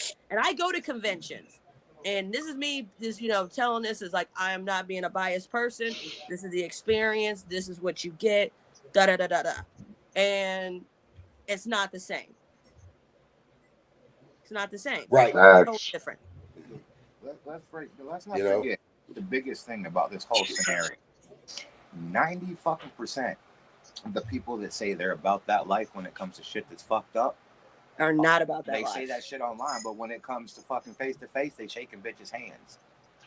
Yeah. Well, that's what I said earlier about motherfuckers being 10 feet tall over the phone. Nobody's really gonna blow their fucking teeth out because they cowardly. Yeah. I stay behind the But I'll tell you this though, and like okay, and y'all don't know a whole bunch about me and shit. God knows me, but like I'm definitely not the guy that sits here talking about, oh, fuck them, I'm going to fucking do this when I see him, and oh, fucking put it, I never been that guy because I don't want, because the situation might arise where, okay, I'm there and some other shit's going on, and I'm like, oh, fuck that, I ain't doing that, and I don't want to be that guy. So when I talk about blowing somebody's pull up the shows. I'm going to fucking do that. I pull up the shows straight to people's face. Yeah, I've done it a million times, and I'll do it again. So I get that, so because we don't need to give them a chance to know that we're coming. Why? Exactly. They don't fucking deserve it. I'm just gonna see what's up with all that bullshit you was saying? Right. And if I'm gonna do it, I don't need a fucking audience. I'll flat out knock you the fuck out, take a motherfucking picture, and then embarrass your ass. There is only one person that I publicly say, and even behind the keyboard, that when I catch that motherfucker outside of his motherfucking booth, I'm gonna blow his fucking teeth out, and that's Kevin. Yep. I'm gonna blow his fucking teeth out when he's not behind his fucking booth, so I can't go to jail for strong arm robbery. Well, he's always behind the booth. So yeah, I know, but I started thinking about where he hides. And as long as I'm not fucking lazy this year, and I show up in the parking lot, the booth isn't an official vendor. When he's in the parking lot, that's not an event. That's not an official vendor spot. And I will tell you this because B-Man been my ops since fucking he used to walk around with a shoebox at Cave and Rock fucking 2011 and shit. He's been my ops, all right. So, but also he's never done anything other than like talk shit to where okay, so like if I'm gonna put my hands on a motherfucker, I'm gonna go to war for a motherfucker. It better be over some real ass shit. It ain't gonna be over no fucking internet shit or anything like that. Now we could go ahead and we could talk about that shit too. When fucking he got stabbed at the gathering for running his fucking mouth, and them fucking wicked Wisco kids handled their fucking business. They could say, oh, they jumped him, they did, or actually he stabbed somebody. He got his ass beat because he was running his mouth about fucking Gino and RIP fucking Gino, cold shit for life and shit, man. These motherfuckers stood up for their fucking dude was like, and he had what he had coming. And what did he do? He went and got a fucking knife, and he came back and fucking attacked Damien when he should have just taken his fucking lumps and went and rolled under his fucking table back in his fucking booth and been like, damn, I probably shouldn't talk that shit online no more, you know? And it is what it is. I don't even like, I always say, I was like, I'm doing this podcast, and I'll tell you what, I'll let anybody that wants to come, any juggalo that's got a voice that wants to come on is welcome to come on and say whatever they say, except that motherfucker. So we ain't even got to talk about it no more either, because it is, because that just is what it is. So it is 100% his mouth is the reason I want to put my hands on him. And it's not what he said to me. It's the way he speaks to and about Kiki. It is fucking 100. Just juggalos in general. He's very disrespectful to our community, to our people. But juggalos aren't my wife. She is. So when you speak disrespectfully of her, you are speaking disrespectfully of me, because she is a direct representation. Is an extension of I like yourself. this dude. How'd you find a good dude, Tolerate that. He's a fucking Gemini. That's why. I like this dude. I found him in one of the gathering groups back in 2014, and then we met in 2015 at the Take Me Home show. And then somehow or later, some like Juggalo Cinderella shit. He found a fucking half a ring pop laying on the floor, and it fit your finger. Somehow, some way, they found each other. Well, we remained friends, and then we just happened to be single at the same time, and I've been stuck with this motherfucker since. And now it's people making people over there. Now you guys are making whole new peoples. I know. That's a scary shit. Hey, and that's good though. And that's good that, you know, well, because you know, it's an honor thing, right? It's about being honorable. And that's where a little bit of like, you know, people doing this fuck shit and hiding behind the fucking their friends, hiding behind their clout, hiding behind, you know, whatever. Like, it comes down to the honor of shit. Is like, you know, I don't steal shit, not because I don't want to get caught and people think I'm a fucking thief and I don't want to be called a thief, but like, I don't want to be called a thief. I don't want to live that life. I'll do that. So I don't do shit like that. It's a fucking honor thing. It's integrity. Yeah. And some people just ain't got that. Like, you know, speaking ill of the dead and shit or whatever. You know, I'll bring you up another motherfucking thing or whatever. I seen Big Hoodoo was playing the float this year. Get the fuck out of here with that shit. I saw that too. I was like, what the fuck is going on? I can't co-sign Hoodoo. That's all. I can't co-sign him. I know way too much information. No. Fuck no, we ain't co-signing Hoodoo. What the fuck is he doing fucking playing the float? We got a message, Tom. What's going on? Like Tom don't know what the fuck. Come on, man. The politics in this shit. Okay. If you're gonna do that. So for once, I'm in the fucking dark. Why? What? Because like I'm being involved with hella shit. Kiki, tell me, what the fuck did Big Hoodoo do? Because I fucks with his music. Hoodoo was Violent J's fentanyl and heroin supplier. Oh yeah, you did tell me about that. You did. He was. But I also will say this too. There was other people who was around Violent J, of known artists, who also helped supply him on other shit other than fentanyl and heroin. Pills. I will say that I know for a fucking fact. I've saw that. I had forgotten. You know what I mean? But yeah, I'm okay with everything else, but I do not fuck with fentanyl. I do not fuck with heroin, and I do not fuck with meth. And I do not fuck with anybody who is all three of those dealers, and that's what Hoodoo is. Hoodoo is a fentanyl and heroin fucking dealer. I never fucking knew that. Don't care. That's crazy. He don't care. He's trash. He's fucking trash. It's okay. No? He's fucking trash. And let's be real about it. It's because we're juggalos and we're brought together by by this common love for these artists, right? For these music. So Violent J and Shaggy are our fucking prophets. Those are our fucking guys. And okay, this guy's gonna come and poison our leader, for lack of a better term, our guy, whatever. But it ain't even about that. I don't give a fuck. He can do whatever the fuck we want. We all lost a fucking friend, And even though she made the fucking conscious choice, and she wasn't my closest bestie or whatever, bestie to a lot of people, but we lost it. And when that happened, it was fucking, hey, we're done with you. You're out. You're done. You know what I'm saying? We're done with you. And now this dude's fucking coming back around, man. Fuck that. I don't think that's right in any way at all. That's like, Tom it Woods kind of doing makes that is me like wonder me having a whether or fucking not pedo Hoodoo on my bought show. himself on or not. I don't care how much a pedophile pays me. They ain't coming on my fucking stupid ass dumb junkie shit show. And this ain't my fucking, I do this for the love of this. You know what I'm saying? I ain't doing this because anybody fucking paying me to do this shit. I do this shit because I fucking love it and I live it. And there ain't no way I would let fucking Big Hoodoo come up on my shit. Like, you're out, you're out. There's no forgiveness for that. There's no redemption for that. He didn't commit a sexual crime or a pedophile out there, whatever. But we all know what that was. And fuck that. Tom Woods having that guy back there, I feel like that's a big fucking smack in the face to fucking big percentage of juggalos. How many juggalos are Not going to be only like that, I'm sorry, well, not you're only good. that, but like, think about it being a smack in the face to everybody who has lost somebody due to that shit. Because Right. I 100%, like, I don't have very many people in my life, and the people that are still here, they're not on drugs.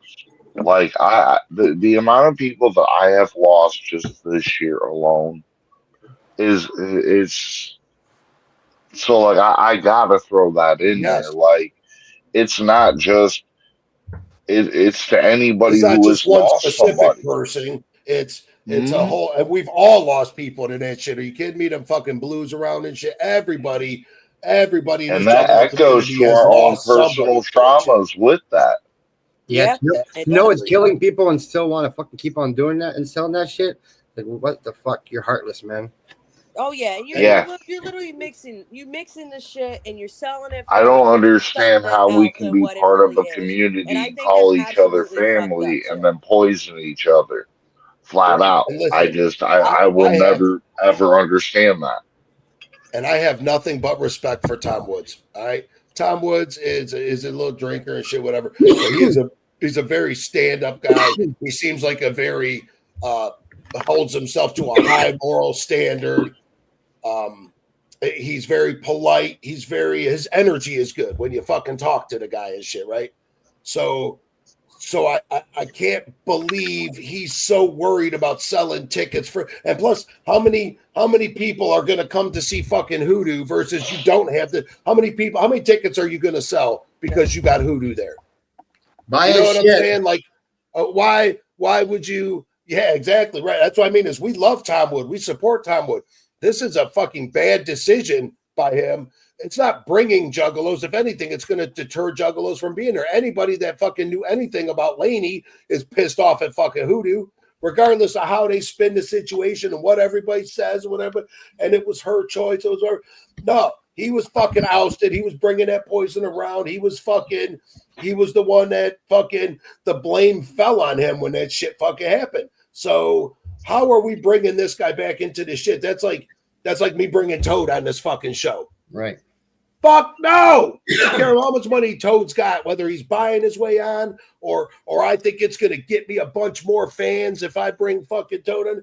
No, like what are you doing, Tom Woods? I wonder the politics behind that, right? Yeah, well, maybe he's not even part of who chooses really here. He probably has some say of been like, oh, yeah, I definitely want this homie. It's called Tom Woods Flow. Yeah, I know, but I mean, but he could have other people running it and stuff, yeah, and with he's a him busy guy. securing the Oh, final. okay.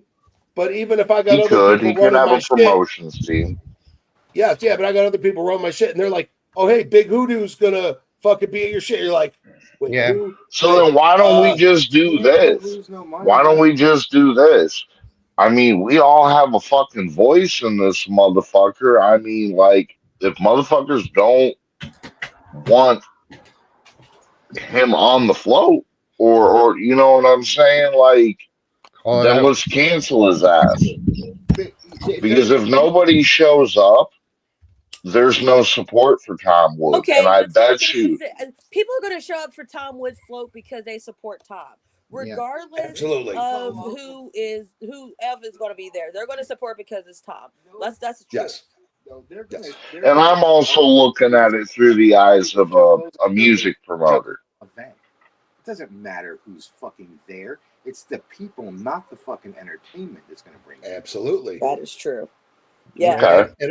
And also, but this is what I'm saying is that, like, okay, you have Hoodoo come to the float now is Hoodoo gonna bring 100 extra ticket sales because he's there, or are you gonna lose 100 ticket sales because he's there? Because if I was thinking about going to the float and now I That's see that my you're fucking point. putting Hoodoo up on a stage, now I'm not going. Fuck that. Fuck you and fuck that fucking float. You're a fenhead yourself, you fuck.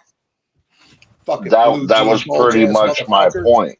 Because that's how people fade off in the music scene up here. Is like some shit goes around, and then people stop showing up. And then when people stop showing up, people stop booking them. He's not going to lose any money or any ticket sales. You got to remember, this is an event. It's a clout event.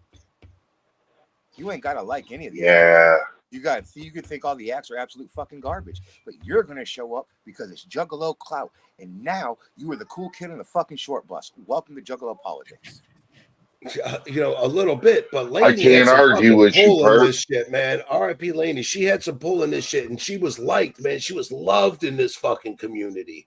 She was talented and she was smart and funny and hot as fuck. Like there's people simping over her like a motherfucker.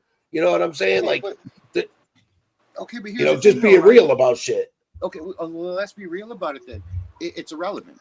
And the reason that I say it's irrelevant is because the masses don't know what actually happened. They believe the official statements only. They don't believe the truth. They believe what Lainey's mom said. And if you go against that, then you're a hater. Only people. Yeah, you can call me a hater because I was there. I know. No, well, not I there, that, but what I'm saying lived is it. that you have to look. You got to take your personal opinion out of it when speaking of the community. You have to look through the eyes of the majority, and the eyes of the majority are spoon-fed. They believe what is told to them by their Lord and Savior's psychopathic records. Okay, let's look at it on a moral standard then. Specifically said what was her drug level that was in her, not the police report that even said her body was moved from here and from here. And it was a fentanyl overdose. That's in all that, but that's irrelevant. Her mom said it was her meds that she must have taken too many of. But what about just a moral standard on Tom Woods' part? Like wouldn't you want to? You know what I mean? Even everybody's saying that. Don't we still feel like this guy should be like? Here's the thing. You know what I mean? You're talking about a moral standpoint on hearsay. Where's the proof? Everybody knows what it was. No. Tom Woods was there. He was around. Okay, but if he's such a stand-up moral guy, then he's been seeing it, he's been knowing it, and he did nothing about it, and he still works with them, knowing the situation the whole time. So is he really that moral and stand-up? But I don't think they have been working with him, right? Because I ain't heard of Hoodoo around doing shit. I'm not talking about this. Is the first time. I'm talking about the whole scenario. Hoodoo's not the only one. He's just one of many. Yeah, he is. He's one of many people that supply Jay with drugs. But yet, Tom still works with them, but he knows what they're about. He knows the people that they fucking with.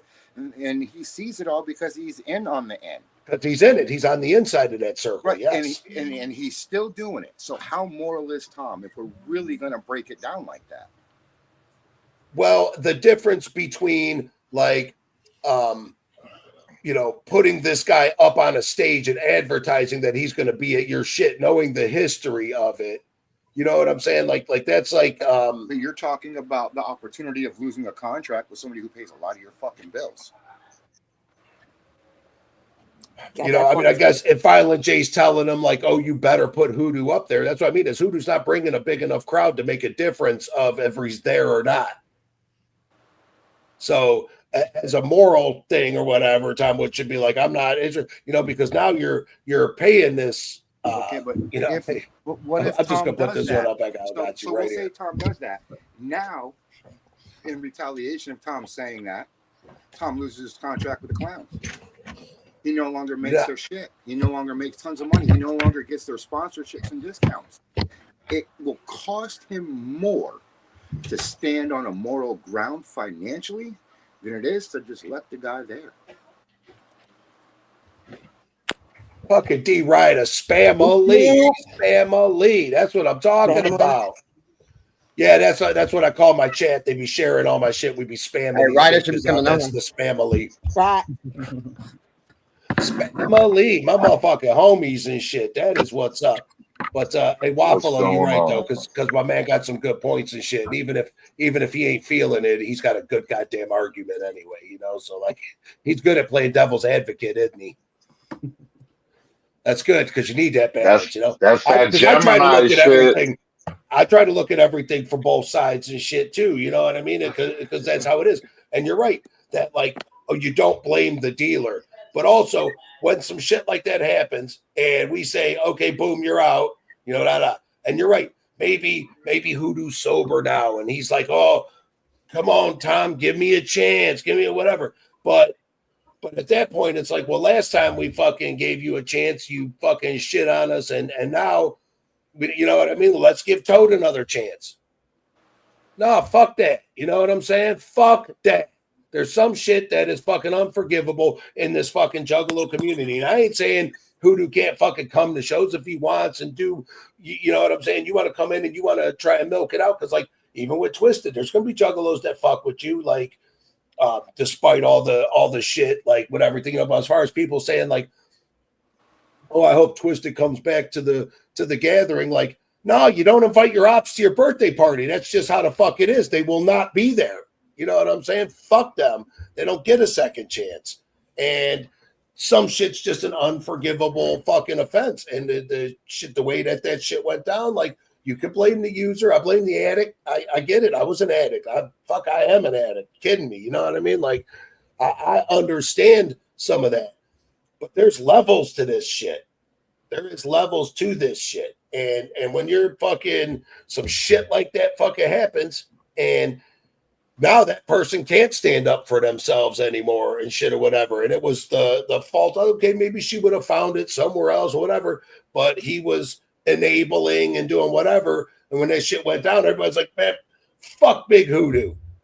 And now you're just putting them right back up on a stage. Just fucking kills me. That kills me. Breaks my heart a little bit, for real. You know, because I love Juggalos. I love what we've done, what we've come together. You know, we're going to be in the fucking history books 100 years from now, Kiki. They're going to look back on this shit, and you know, even with all these fucking TikTokers and all this shit, you know, the clowns' fucking music isn't the attraction to this shit. You know what's the attraction to this shit? Us. We're the fucking attraction to it. What are them fucking Juggalos doing? Why are they so juggly? Why are they all fucking about it? What's it about? It ain't about the music. Fuck, we don't even know They've been why we're here saying doing it this for shit. years. They've been saying it for years. Like, they didn't create us. We created ourselves. Absolutely. Absolutely. They never. And they literally do it for us. They're not the one that first called us Juggalos. We're an interesting group of people. That's it. We are an interesting group of people. Well, but we don't even know why we're brought together. An interesting group of people. We need to start policing ourselves way better. Yeah, because the thing is, we they know what. We have to start being fucking friendly. We have to had to stop doing these interviews with all of these people, like whoever ZAAB, whoever that fucking dude was. That he was like just watching this one interview, and I was just like, it was so embarrassing watching it, and I was like, nah, this is not what Juggalos are, because people will look at us, and even though we're like, oh my god, there's someone who wants to interview us, it's cool, let's welcome us to the culture, but these motherfuckers make fun of us. We are nothing but a fucking joke to these people. Why do we invite these people to document us, to make movies about us and that shit? Oh my god, I'm in this video, you need to watch me. No, they don't need to watch you because they're exploiting you. They're making you look stupid to all these millions of fucking people. and you just don't realize it. But you think it's cool because, oh my God, my face is on YouTube and millions of people see me. This juggalo shit, like at one point in my life, I did take this juggalo shit so serious that I would never allow anybody to disrespect me. Or the They're like, juggalo culture. You're a juggalo, you're this, this, and this. No, you're not going to disrespect me. But now it's changed to the point where it's like, do I even want to claim juggalo? Because we, as a whole, have allowed the outsiders to ridicule us, disrespect us, make us a fucking joke. Brandizzle was good, baby. And they saying it's okay. Like we're accepting this. I don't accept that because I know there is a group of us who are not portrayed to that stupidity that everyone say this is what juggalos is.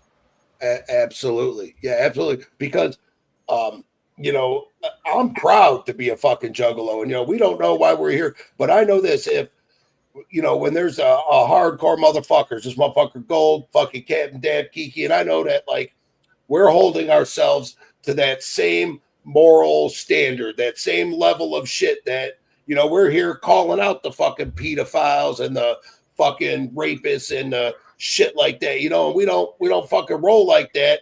And we ain't out here doing grimy shit and stealing from each other and doing each other fucking dirty, backstabbing each other. Like, no, we have this core fucking belief. And that's what fucking attracts me to it, is to know that like, if I'm at the gathering and I'm talking to somebody that I know's been down for fucking 15 years, you know, old head ass fucking juggalo, been to 10 plus gatherings and shit. And I know that like, okay, if this motherfucker been to 10 plus gatherings and he can still come around here and hold his head up high and do this shit, he holds himself to that level of integrity, that same level of integrity that I hold myself to. And that's why we kick it with juggalos. That's why it's easy to walk up on somebody and just start bullshit with them at the campsite and shit. You know, and like you said here, like, you know, fuck being it, because it ain't about the music. It ain't about being a fan of the music. I want to say something here.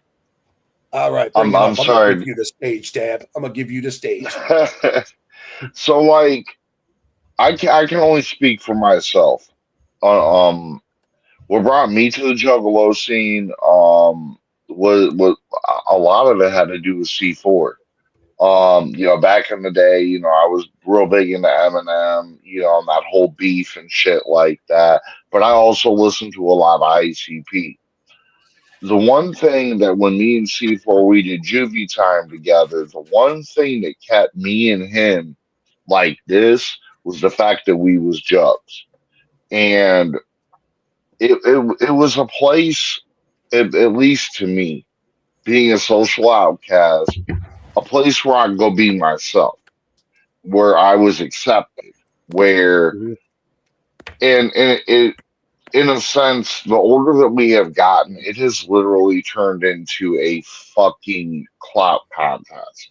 We have essentially become the same motherfuckers that we have denounced our whole fucking lives, but we have done it on our own social caste system.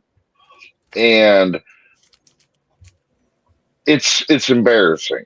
Like less and less and less, I find myself involved in the jug scene because of this. It's because different. yeah, and you know, I ain't no OG or nothing like that. You know, like I'll keep it 100. I've only gathered once, but I've been a part of this fucking community for You lived fucking this 15. fucking life, though. Right. You know what I'm saying? Absolutely. Like, yeah. You was at Peabody's and shit and fucking yeah, way back in the fucking day. I Like, Peabody's. That's how you know R.I.P. the old fucking heads. Peabody's though. I used to act a fool in Peabody's. I even fucking dislocated my knee at Peabody's at New Year's Evil because we were acting the motherfucking fool, and I forgot the hotel that was right across the street from that motherfucker and the pizza parlor right around the motherfucking corner. Rascal House. Right? You know it. Rascal House. That fucking best pizza I ever had. And yeah, when right you're around all the corner drunk leaving from the show and shit, CSU right? too. Yes. many party days in fucking Cleveland. Oh yeah. Fucking gang, you know. Well, and like you said, like, you know, then it turned into, you know, I'm an old head. I just started listening to Ouija. Okay, Ouija been around for 7 fucking years now or whatever. He got 25 fucking I albums fucks with out and his shit. music, but that he's a dick. He's so impolite. You know, I hear don't like his mixed music. things. I can say like I different. fucks with his music, but I he's can't do that impolite in mumble. real I can't life. do that mumble jiggity wiggity whack. I can't do it. I'm too old. I can't do it. It fucking grew on me. That's all I can say. I like Darby better than I like Ouija. I'll be honest with you. I like Darby better. Yeah, Darby's I raw. don't even listen to new music. It takes me 20 years to listen to new music, and then you'll be like, "Damn, Key, you know we've been listening to this. Like it takes me that long." Well, and that's what I'm saying. So, the shit I like from Ouija is shit. I like the gutter water shit. I don't like none of this new shit.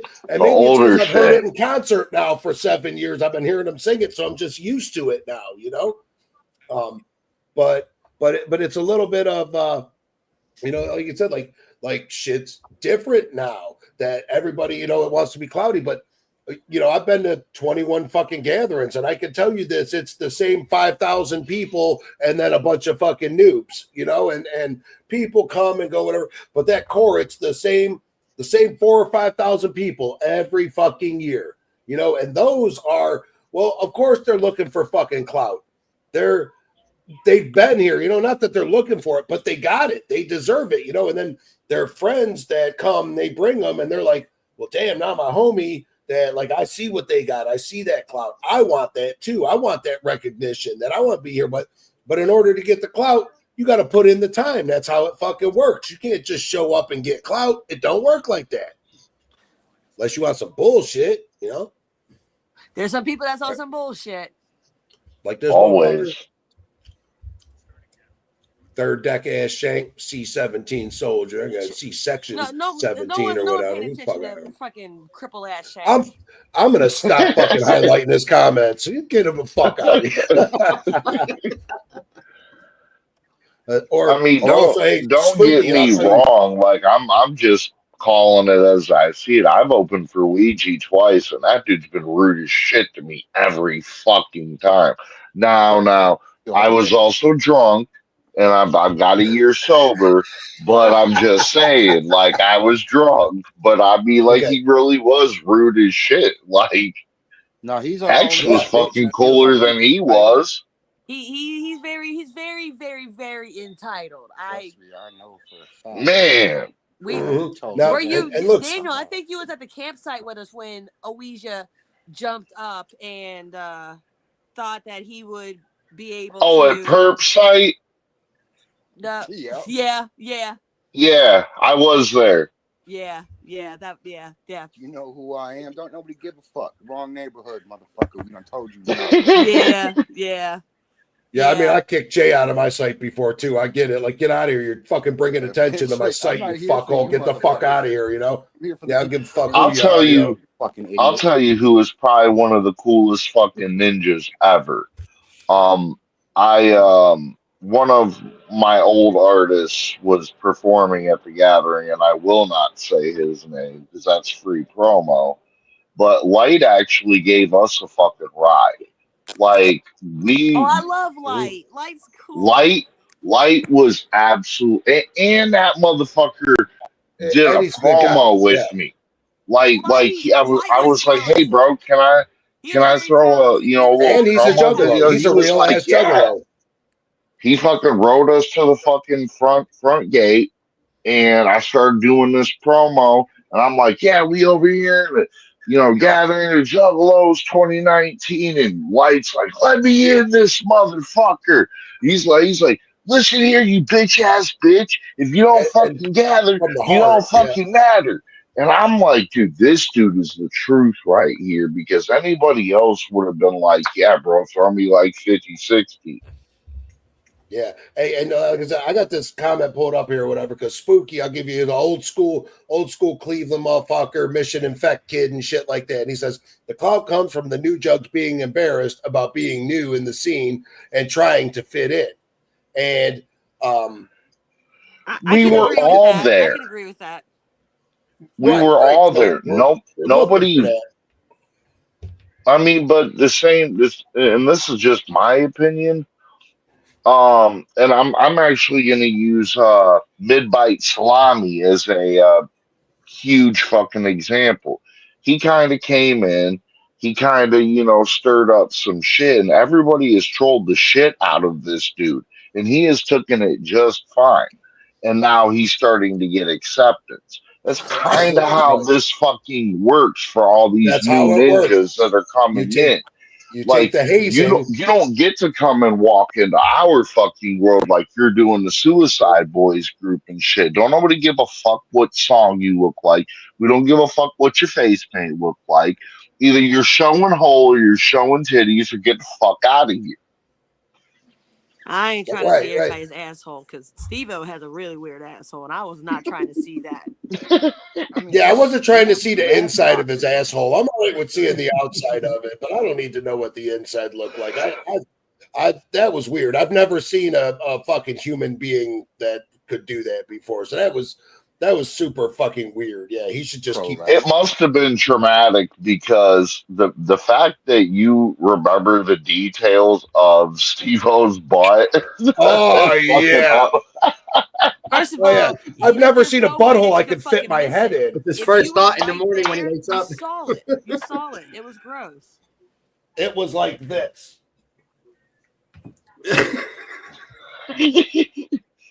That's how big. Look, the average person. He funneled too I much mean, Steve-O.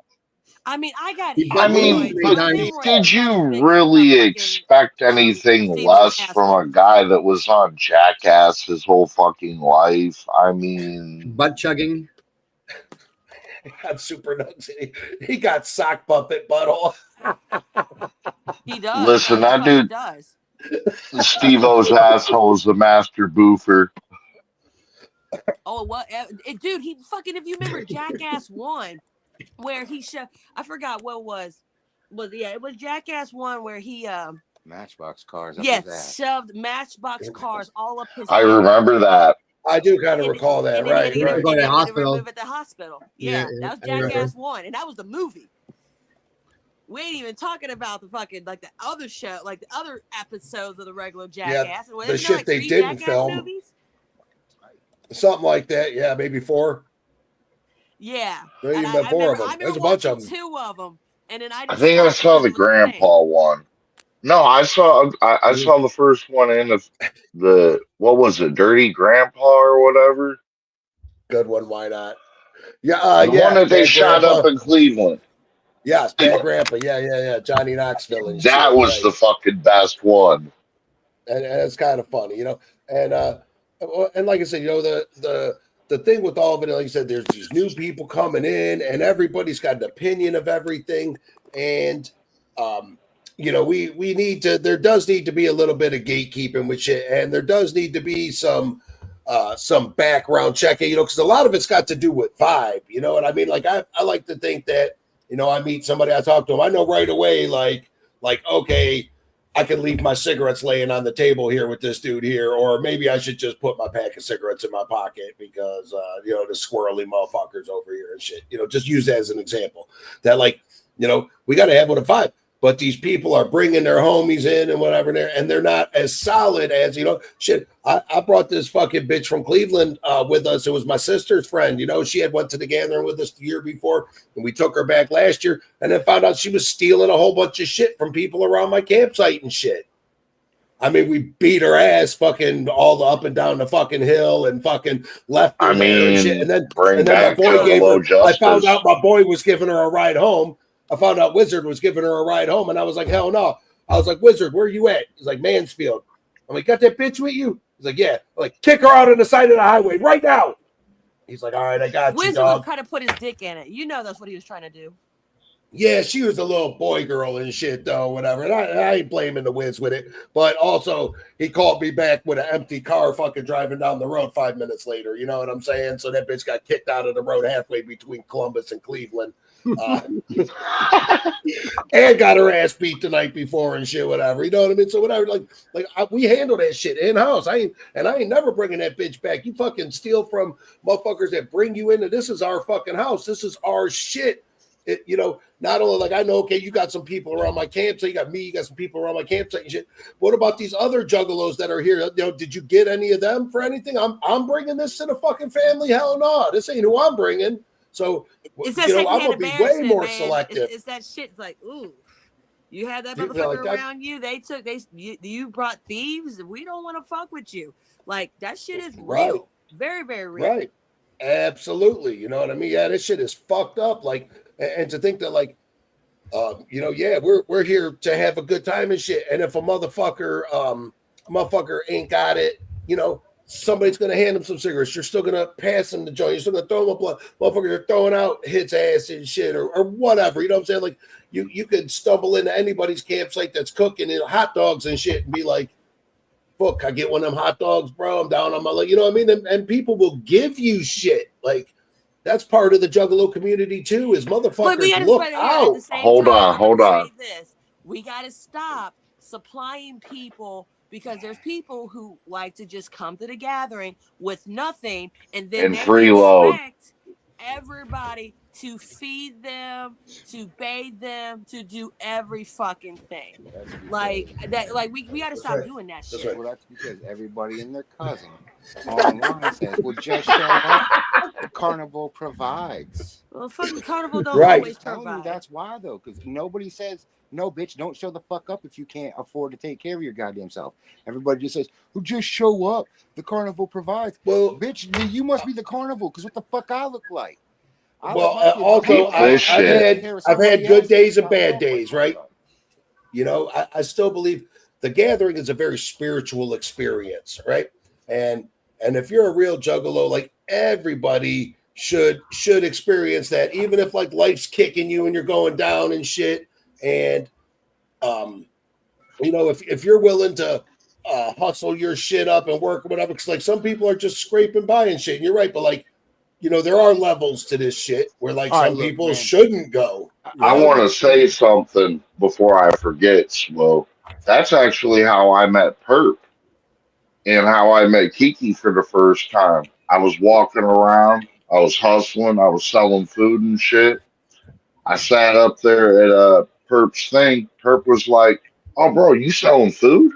I was like, "Yeah." He goes, "Well, what you selling stuff for?" So I told him. He handed me some money. Dude fucking literally cleaned me out and fed everybody there. Then me with my pasty white ass walking around first gathering, and I'm totally just. And I go to my bestie and I'm like, sunscreen. White people, please use sunscreen. I'm tired of y'all being red as lobster dicks out here. Though, right? And I go, you ain't wrong. And I go to bestie and I say, "Can I please borrow a shirt?" She doesn't just give me any shirt to rock. She gives me a fucking 1997 fucking Malenko, glow in the dark, Violent J. And I'm actually getting ready to produce it right now because it's still safe, bestie. I swear, I tapped it. It's one of the few things. But so here's the difference, though, man. You showed up with nothing, but you showed up willing to work. A lot of motherfuckers show up with nothing and they ain't willing to work. They got their hand out. Thing. There's a difference. I will and help then they're looking to be grimy. Help themselves, but I ain't fixing to just help every Tom, Dick, and fucking Harry because we both listen to shitty music.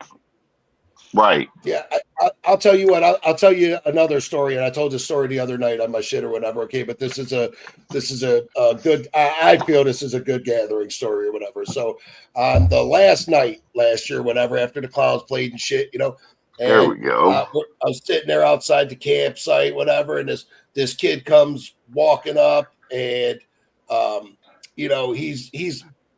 I can tell, he's not having his best gathering or whatever, right? He's like, "Oh man, shit's a little down or whatever. My ride left me. I'm looking for a ride back to Wisconsin."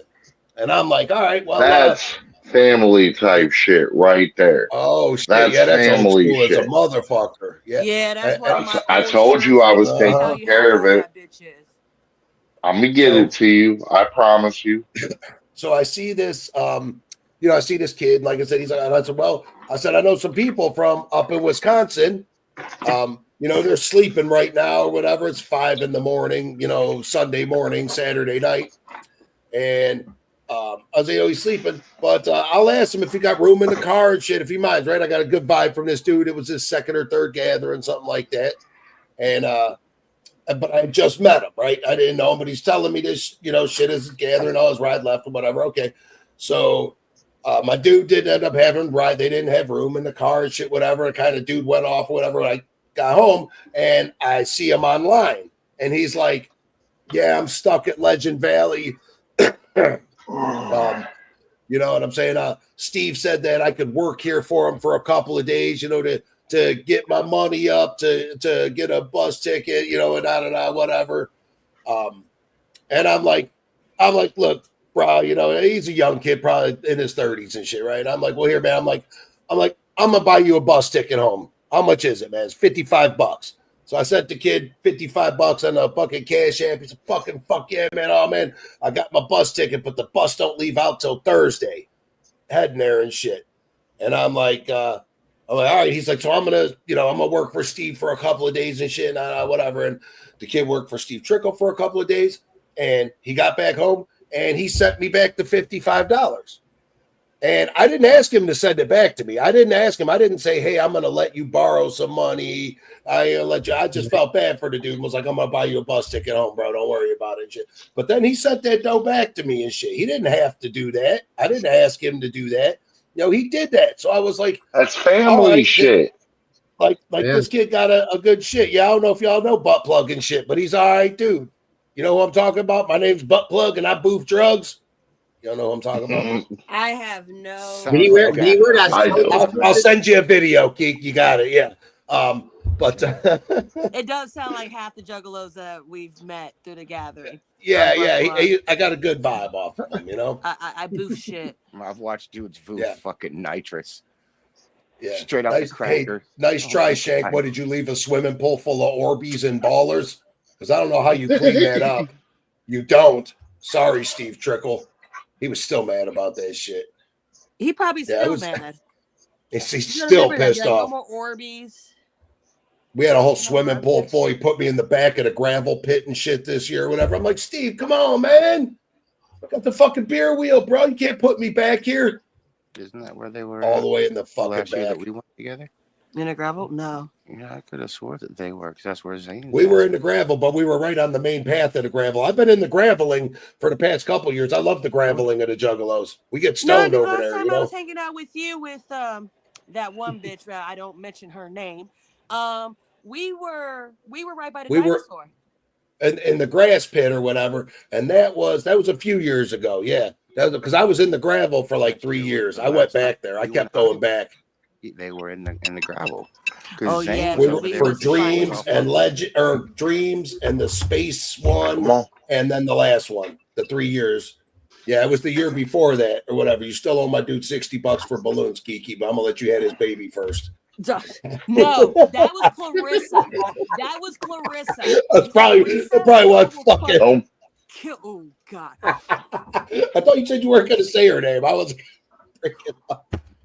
Hey, that was I heard. I did hear that Wolfpack is.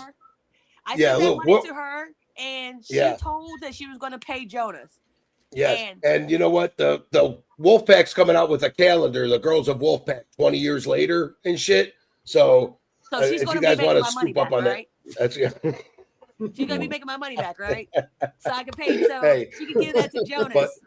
But also, like I said, shit happens in this community and shit though, where it's and like I say, and that's fucking dumb shit anyway, or whatever, because like there's like real fucking problems, and people get hung up on all this fucking dumb shit where, oh man, this guy said something to me, I don't like the way he fucking. Let me tell you something. When I went to Ballas, and I had never been to a fucking Ballas before, right? But I went to Ballas this year, and we're leaving out of Ballas, and yeah, it's a little cold, but like nobody soaked from Fago because it was dry CP. There was no Fago and shit. I guess they don't throw Fago at Ballas. Yeah, no, they always been. I didn't know because I ain't never been to Ballas.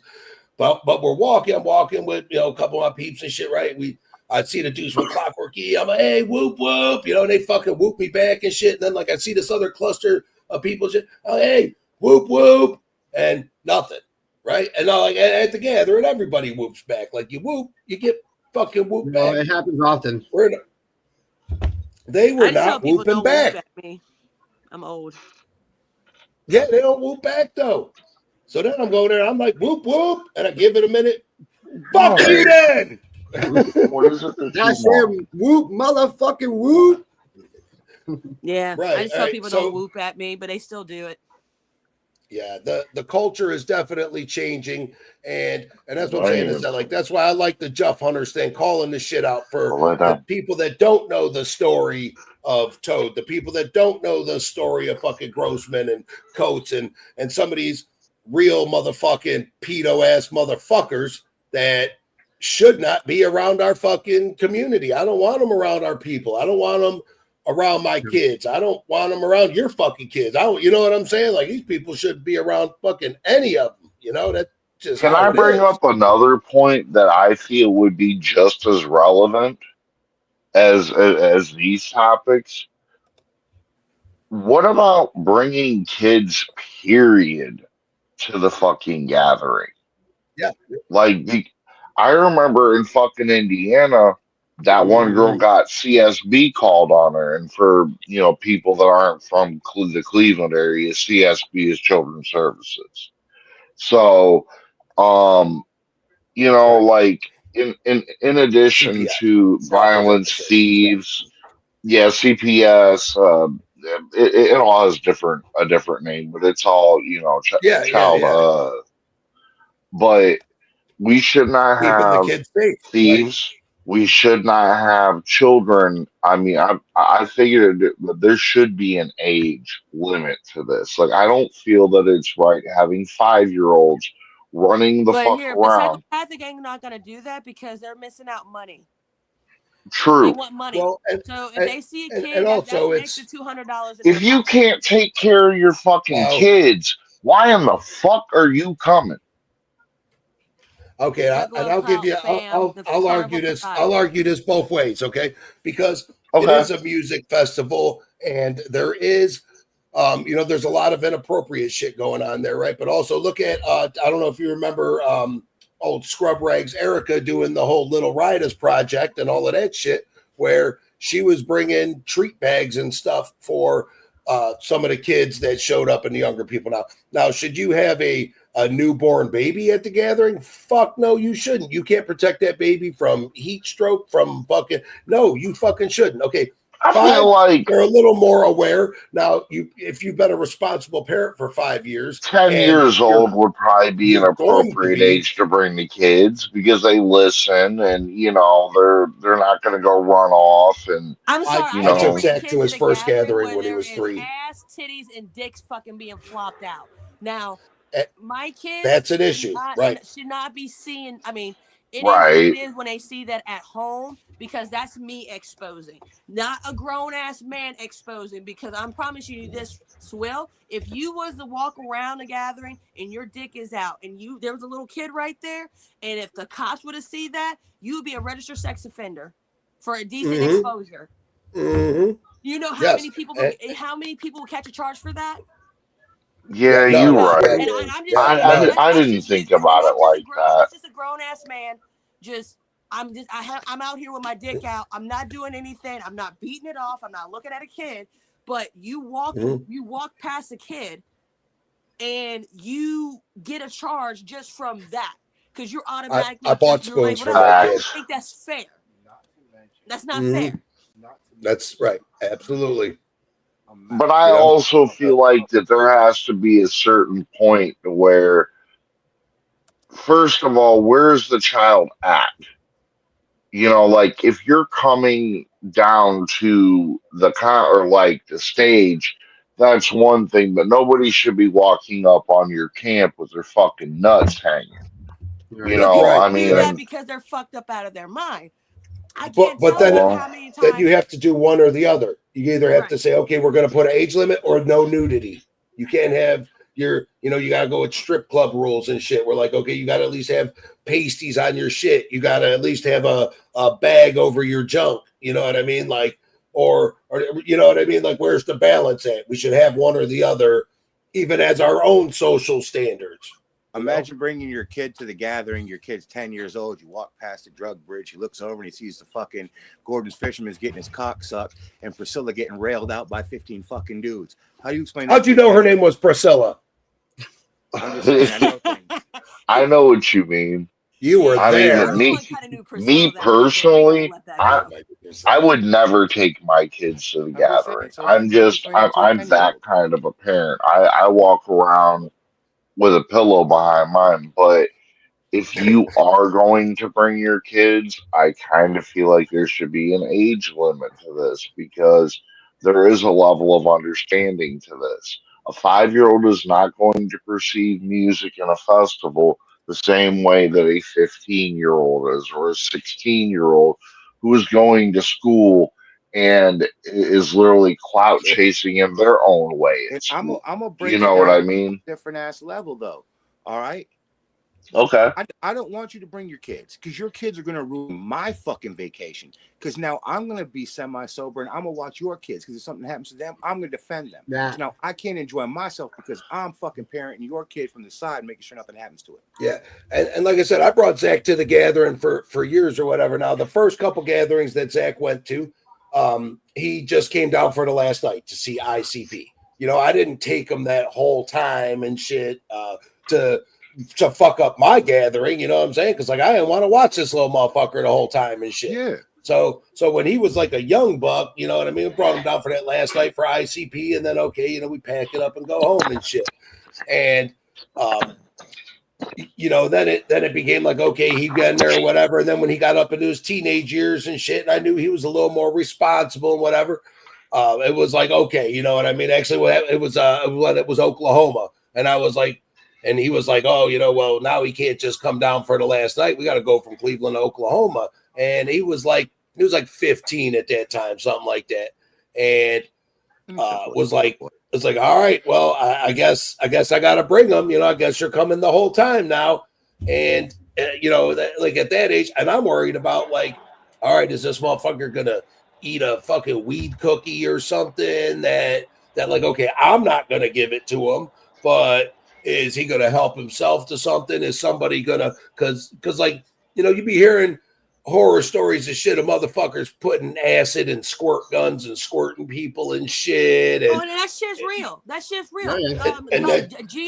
Gods of Chaos. I fucks with them hardcore. They were putting acid in fucking, freaking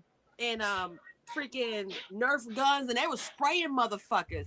Or you know, and I had heard of that shit or whatever. Yeah. They have the 3 liters with 30 hits of fucking acid in it, and they're just going around like, "You want a drink?" Like, and people just don't think about that shit.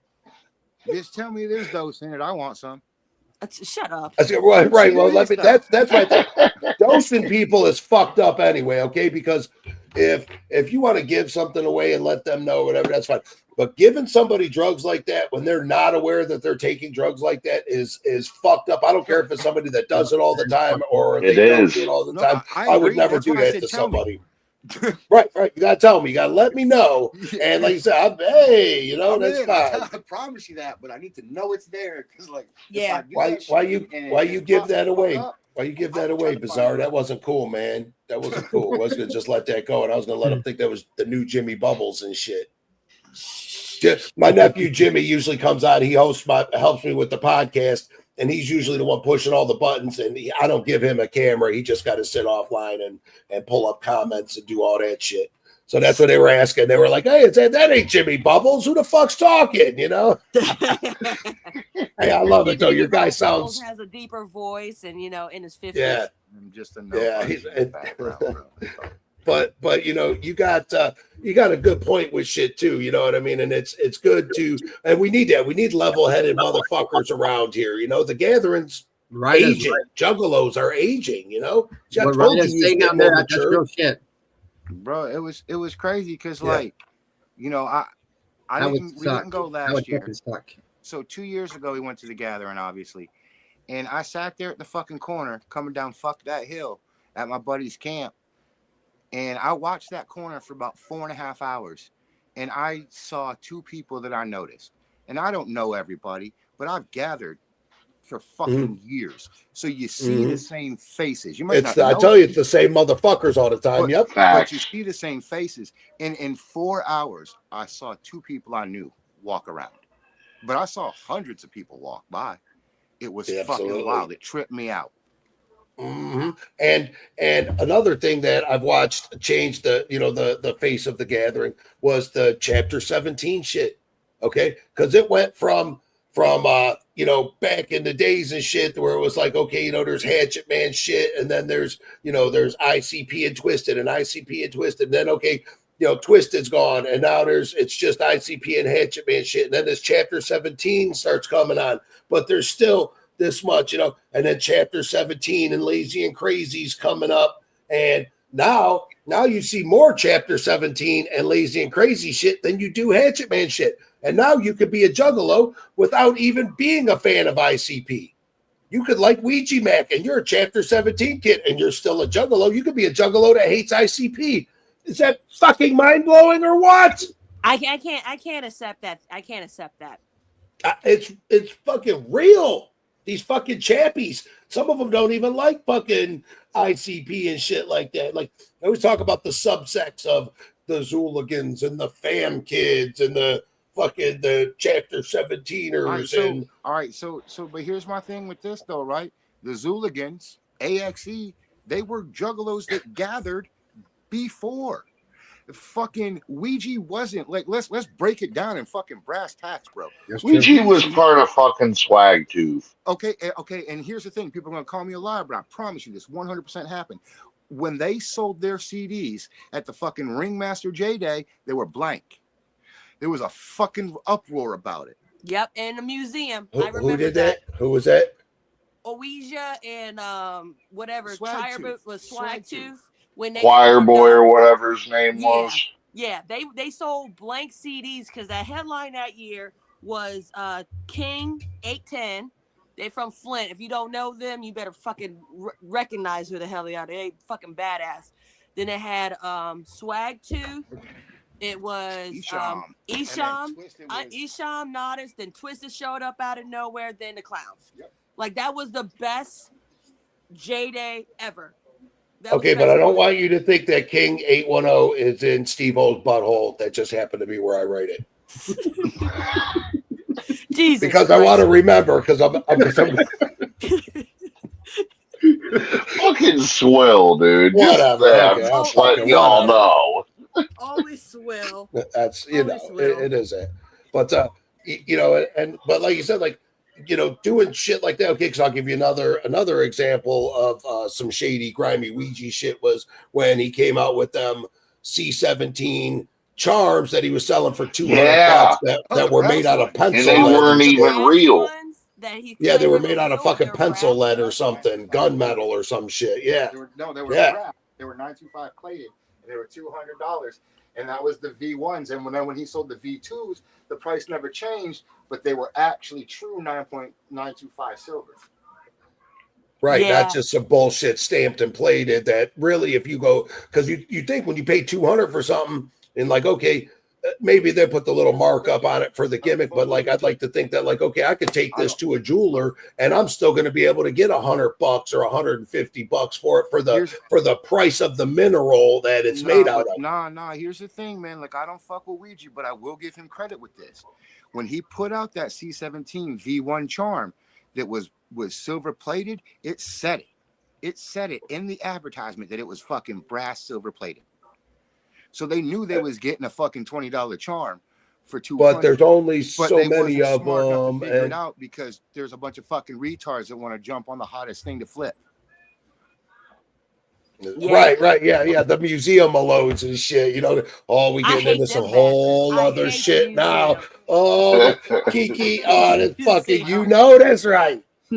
I want to say I hate the museum. It's a great place. They're stupid. It doesn't matter. There's a lot of fuckery going on, though. They've been fuckery in the museum. Fuckery in the museum is so ridiculous. Like, how many times are they going to have?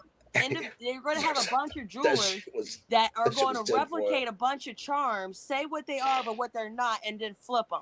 And they call it one of one, and you know damn well that they don't have that much money to be buying that many charms, but they ought to. Let me stop. That's the pre-sale of those, as I like to call them. Now, the pre-sale of those.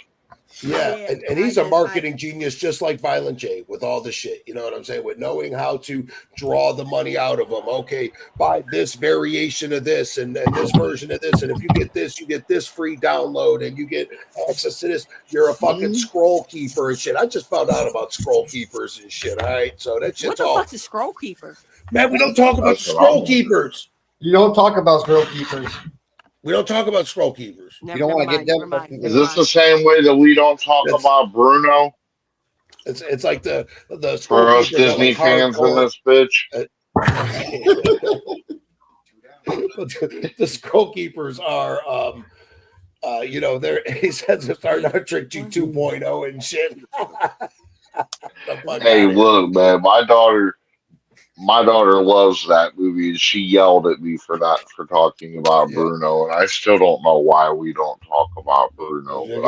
My baby says it's some secret shit though that you know you got to be a hardcore Ouija fan and you get early access to shit. I used to always make the joke that like the scroll keepers were the people that like he's like, yo, you know, scroll keeper 35. I'm in town and I need a bag of weed. Bring me a bag of weed. You know what I'm saying? Like, I need a place to stay. Let me come stay at your house. So all the scroll keepers got their numbers and shit and their symbols and it's some deep shit. Go down the scroll keeper rabbit hole. You'll regret it. I'm about to Google that shit tonight, bro. Shit. I don't need to regret anything else in life. It's the biggest waste of time. You'll love it.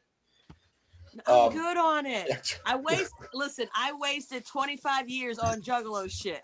I don't need another subject to waste on. I know that's right. I can proudly say I wasted 25 years on Juggalo shit. Like, yes, I did. Now what? I'm proud, damn it. I can't do all this extra stuff. Fuck no. Yes, babe, we're done talking about Ouija and all of them peoples. Hell yeah. Fucking psychopathic Lord and Savior. People forget that he Saturday Night Live. Here's Edition. Come on, look. Are you talking about Savior's here? Fuck out. Hey, what up, Zach? What up, Zach? Yeah. Can't hear baby you. Zach. That's little baby Zach. He can walk in with a 40 ounce and shit. Now he just came from the bar, you know. I'm just kidding. He brought me some fucking French fries. That's my little guy.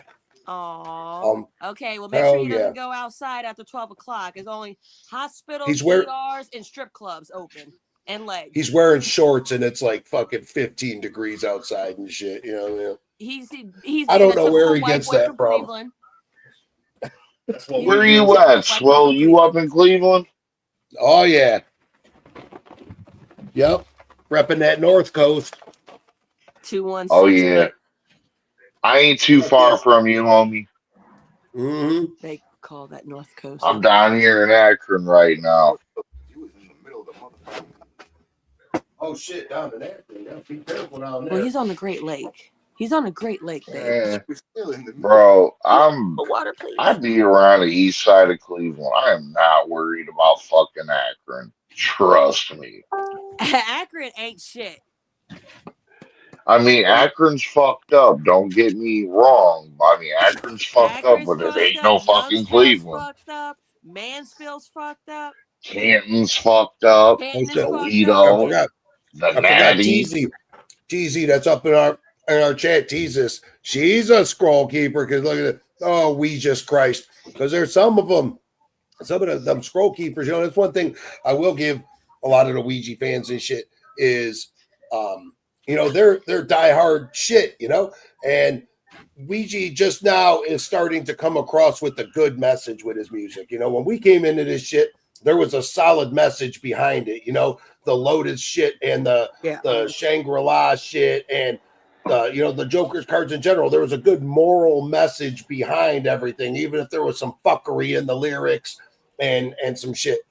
Good, but up until recently, all Ouija shit has been like, oh, everything's so fucked up. I'm just gonna fucking do dope about it and shit, and then he quit doing dope. just doing do drugs, and everything's so fucked up. Because he Ignore was me and riding that fuck fucking you. Suicide Boys fucking wave Everybody and wanted to be a shit. suicide boy. That's the I saddest thing mean, ever.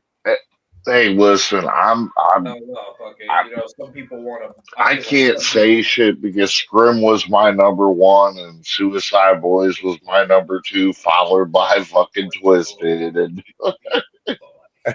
then Ouija is good Christian music. Ouija? Oh Lord. Mm. Lord. Look what this fucking bitch said. Yeah, Just all kidding. of Just Ohio kidding. is Just trash. kidding. I'll tell them that. Kiki, I can tell you Cincinnati's trash, Ohio is Dayton's trash. Toledo's trash, Lima's trash. Let's go to Columbus. Columbus is trash. All Delaware, right. Seabus is Reynoldsburg is all trash. Sandusky All right. is You're all not trash. wrong. She's You're not not. wrong. I'm It's not. got some. Okay, so Shank does not like the fact I call Ouija. So it's proper English, Shank. The actual term is Ouija. When you look at the old commercials for when they used to promote for Ouija boards, that's how they said it. It's Ouija, not Ouija. Ouija. We're saying it wrong. Yeah, Yeah, I've always told people that. it's Ouija. Ouija. Yeah, If you she was ain't to look wrong. up the old commercials that they used to do in the late 80s, early 90s, when they used to sell Ouija boards, that's exactly how they say it. Exactly how I say it. So that's how I call him. You Ouija. All right. Nothing wrong with I'm it. gonna look into this. Whatever. Yeah. I have to look into this She's shit. not wrong. No, she's not wrong at all. I had Damn it. people doing the same thing to me because I jumped on that Ouija wave late as fuck. I was calling him Ouija, and they're like, "Bro, his name's Ouija," and I'm like, "Fuck it, whatever." I'm I called jalapenos jalapenos. So who the fuck am I? Jalapenos. Jalapenos. Jalapenos. There's three ways. Nah, they're jalapenos. I enunciate things as they are said, not as they are, or as they are seen, not as they are said. The Quarters emo become 2.0 queer Twizzler hairs. crowd and shit. The fucking chappies for real. That is what it is. Is the chappies. Yeah, these goddamn chappies. They're coming in. We got to teach them, and I'll tell you, like even there's that big gathering page. Everybody's always on it. There's 40,000 people on it, and shit. And like, there probably hasn't been 40,000 people total to show up to the gathering. 40,000 different people anyway. So there's a lot of people in there that like call themselves Juggalo, whatever. They've been there. Part of the Juggalo experience is going to the gathering, and even if you only been to one, you got to vibe for what it is and see what it is and experience that collective energy together. Because it's one thing to you go to a show. Even Ball has had 2,200 or something like that there. But when you get that energy of that 5,000, 8,000, 12,000 fucking juggalos together, like there's something there. I don't know what the fuck it is, but it keeps bringing me back. It sure as fuck ain't the lineup. I know exactly what you mean. You know what I mean? It's something that keeps doing it. Hey, and also, Mr. Motherfucking Grave Bait up in our shit. We was kicking it. Yeah, you ever He listen was to just any of on that last fucking night. Wicked Wooden? Yeah, we was just kicking it last night. I never even listened to that Wicked Wood, but they're actually somewhat talented. Motherfucker, I'm Wicked Wood. I'm Wicked Wood, not them. Gravy Bait's a fraud. Oh my goodness! This whole time. That's purely speculation. I just got hip to them though, and I was listening to some of their shit, and I'm like, well, this ain't half bad, because I try to give all the Juggalo shit a chance. Most of it sucks. Let's be real, you know what I'm saying? Most of it is a cheap imitation of what they think. A lot of it is horrorcore based, And then everybody wants to be a horrorcore rapper and shit. And you can only talk about cutting the guy's head off so many different ways and so much time before it loses its luster, you know? Your AXE, it puts you in a box talking about cutting heads off and shit. I like Wicked Wood because they put a silly little twist on it and shit, and it's got a little dad rap vibe to it, and I dig that shit. You know, that's good shit. And even the 10th was the pinnacle, yeah. And I don't know what the stats were on that, but I feel like there was a bunch of motherfuckers there, right?